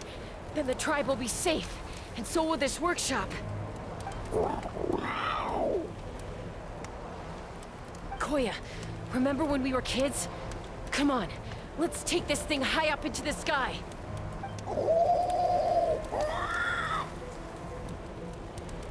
Don't worry, I know I can get rid of it before it explodes. We're talking some surface wounds at most. All I need is for you to catch me at the end, just like old times.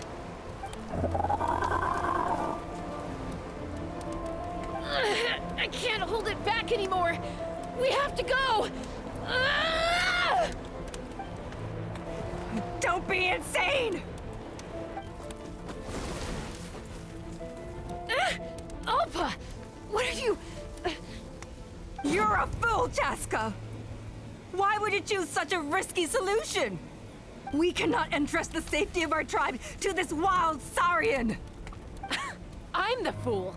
You really think you can stand a better chance than me?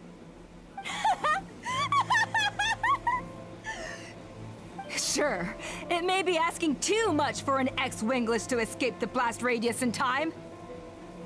But I can fly it a safe distance away, even if it's the last thing I do.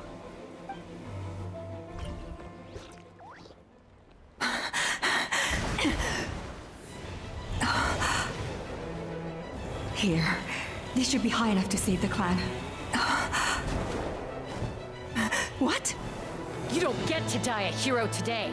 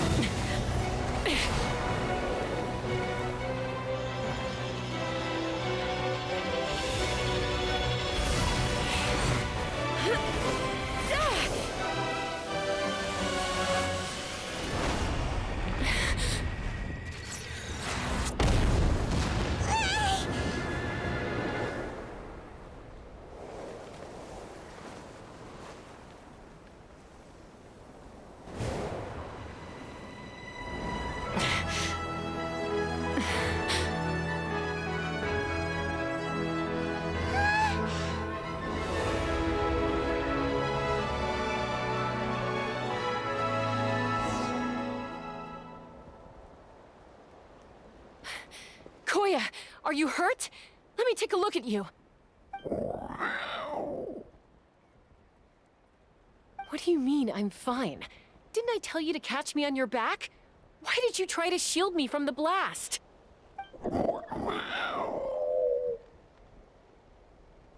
Accident? Yeah, right. Seriously, you're as stubborn as ever. Chasca! Koya! How are things looking here?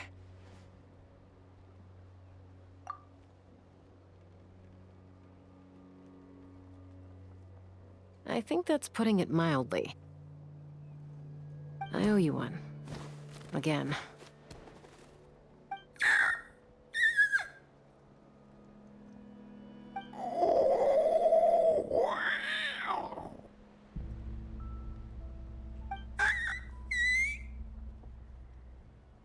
Oh, but be honest.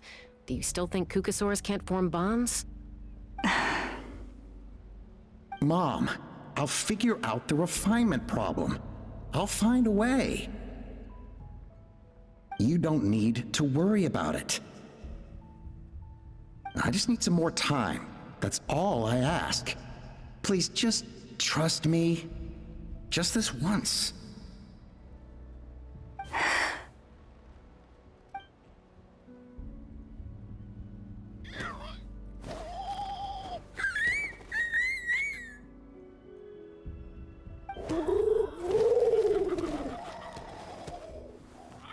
The Flower Feather clan yield to the strong. And it's up to the winners to define what strength means. So it looks like it's my turn to yield.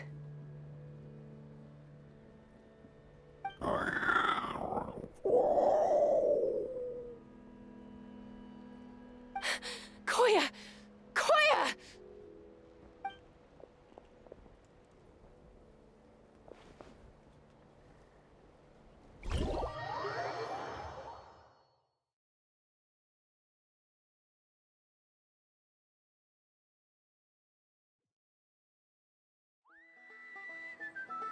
So, you're absolutely sure it's not because of the explosion? Yes, for the 10,000th time, I'm sure. The blast barely touched her. The reason she fainted was old injuries playing up, compounded by overexertion in recent days. The moment she finally relaxed, all the built-up stress finally caught up with her. And no wonder. Honestly, she's just like you. Anyway, now you know how we feel when you go off risking life and limb. Your mother and I would both appreciate it if you lived less dangerously. You know she wrote to me from the Masters of the Night Wind, just to scold me for not doing enough to keep an eye on you. If she wasn't so busy with work, you can bet she'd come back here and chew us both out in person. I'll find an opportunity to apologize to her. I promise. You'd better. No more avoiding us, okay? And don't get me started on all the checkups you've missed. Got it. Got it. Huh? Koya? You're awake. I'll go let everyone know. Hey, but we're not done talking. What are we gonna do with her, Even after everything that's happened, she still hasn't figured out how to start the conversation with you. She keeps saying, I don't think Koya has forgiven me yet. But if you ask me, she's the one who's scared to open up and have an honest conversation. For all her confidence, she's a very sensitive soul underneath. You'd think as a peacemaker, she of all people would know how to reconcile with her family after a falling out. She must have been a handful growing up. Thank you for being there for her. And of course, thank you for keeping her safe when you were up there in the sky. Koya, Uncle Cusco, we're here! Ha! I was just telling her that she's not to go chasing danger with Chasca ever again. Cusco, I understand how you must feel. But it's all thanks to Koya and Chasca's efforts that the airborne workshop didn't come crashing down on our heads. Oh, Paimon almost forgot to ask. They didn't hurt you while we were gone, did they? Thankfully, when her co-conspirators tried to arrest me, I was out coaching Koyer and Junan. The two of them were a huge help. They took care of things while I went around rallying the resistance. So, in the end, Alpa's would-be revolt didn't really get off the ground. And as it turns out, not all of the wingless want to see our dear Saurian friends replaced with phlogiston-powered gizmos. I'm so sorry you got mixed up in this, by the way. We should have caught on to Alpa's scheme sooner. We could have saved so many Kukasaurs from getting hurt. Most of the airborne workshop has now been dismantled. We've just left one small, harmless part intact, and repurposed it as a jail for Alpa and her cronies. Let's see how they like being locked up in a sky prison. So, it looks like there's just one last conflict left to resolve. Peacemaker, you're up. I said I had to wait until things had blown over, didn't I? And now they have. But I still have no idea what to say. Koya, I just want to say, I'm sorry for how things went down back then.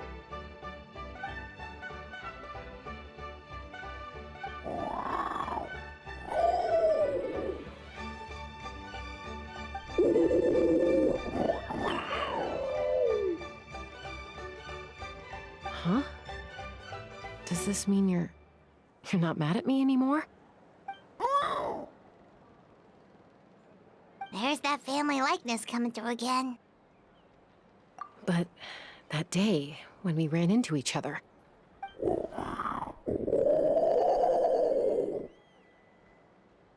Huh?